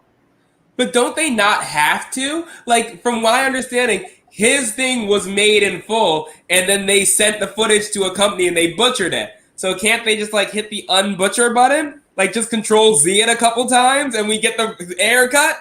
I mean, that's not how it works. He has. I mean, no. He has his version though. Like he has copies of his edited version of the film and how it was intended to be. But I mean, if he has the option to reshoot some stuff because it's been so long and maybe there's some stuff he wants to add, not to a Zack Snyder extent, but well, except Zack left. Yeah, production. So. Yeah, that's true. So I would just say, like, why doesn't he just leak it online, or like he could have, or like if that's in breach of contract, David Ayer, if you're watching this, I will mug you for the Suicide Squad thing and release it online and take the brunt of and take the legal force. Like, I mean, it would be easier in this case because we have to wait an entire year for the Snyder Cut because again he had to reshoot stuff and all that whatnot. But like they could literally just drop it like at any time they wanted because it's already done. He already has his version, on file. I would assume. So I just want to see it. I love Suicide Squad stuff, so I'll watch anything. But like I used to hype that movie up in high school. I had a whole viewing party for it, and then it was kind of disappointing. Not kind of. It was very disappointing. At least the soundtrack was good. I like the sound. The soundtrack is one of the only redeeming qualities of that film. The soundtrack slaps. Like I think it's good. And I'm just also the first trailer. Yeah. Yeah. But yeah, I'm curious again because I heard that the villain was different. It wasn't Enchantress. Some of the direction of like how the characters interact was different. Everything, a lot of stuff was supposedly different, and more fleshed out. And I'm curious to see it. So yeah, I co-sign. I believe it should happen, but will we see it anytime soon? No, I don't know. But it depends. About like maybe. I mean, I saw some interviews like during the premiere of the Suicide Squad. A majority of the actors, including James Gunn, they're all for it if people want it. So if people get on board, and there's a lot of outcry, more outcry because there is outcry, but it's not enough as Snyder. It's the Snyder Cut. I could see it happen. We just gotta pressure Warner Bros. To give us what we want, basically. But yeah, that's all I gotta say for that. So yeah, so now we're just gonna go to wrap it up with what's your final thoughts and final verdict of this movie out of 10? Out of 10, or if you want to convert to 7, you can convert out of 7. For me, as you can see from my name, obviously, because I put my rating straight up. This movie for me is a 9.5. It's almost perfect. It's nearly perfect. It's really good. Again, unapologetic comic book movie. Like first, in my opinion, first of its kind. Like I love the direction, the performances, the writing, the pacing, the cinematography, the editing, all of that. I think it's perfect. And again, we couldn't think of a lot of bad things about the movie, and that says something, And I'm excited to see what happens next with James Gunn because again, I feel like Marvel has been holding this man back. You know how good this movie was, like. Because I know he's doing Guardians 3, and after that, I think he's taking a break, and then after once he's done, he's going to be working with DC again for sure. So I'm curious about what more movies he's gonna spin out of this, or what other Suicide Squad films he's spin out of, what spin-offs other Suicide Squad characters he's gonna spin out of. Because I can see Peacemaker show, but like I would love to see. A Ratcatcher thing. I would love to see I would love to have a Deadshot Bloodsport show. Cause why not? And yeah, like you can tell that he did this out of love. He knows his stuff. Like, he is a fan of comics and of these characters. And man, he made it. He made practically a masterpiece for me, in my opinion. And also one of the funniest superhero films I've ever seen. Like, I generally died laughing watching this movie. And one of the more fun pieces of superhero stuff we've gotten in recent years, especially like Loki is another example of how fun and exciting a superhero show can be, you know? And yeah, this movie is great. So I give it a 9.5 out of 10. It's good stuff. So yeah, what are your thoughts? What are your final thoughts and your verdict, guys? I guess I can go next. Yeah. Well, I said a long time ago on one of these interviews that I could never give a superhero movie above an 8 out of 10, even if it was perfect. But this is a superhero movie. This is a comic book movie. So I feel comfortable giving this movie a 9 out of 10. I loved it. It was maybe even a 9.5 out of 10. Maybe a 10 out of 10. I loved it. Like, even if, like, let's be honest, even if the movie was, like, just okay, I probably would have loved it. But the fact that the movie was so good, and, like, I've been waiting for this for a while. So I might actually, this might be a 10 out of 10 for me, because it hit everything for me. Like, it was shot well, the characters well, it was true to the comics from what I liked, but he innovated. It was just everything I love. It's a good movie, and it's definitely the best comic book movie I've seen. For sure. Alec, what are your thoughts on it? What are your thoughts? I'm gonna have to continue the 9 out of 10 trend with this one. Is it everyone's cup of tea? It doesn't have to be. No, it doesn't have to be. It could not be the movie for you, and that's completely fine. But to me, this was a movie that knew what it wanted to be. Exactly. It had a great vision. It had a great balance of humor, action, and drama.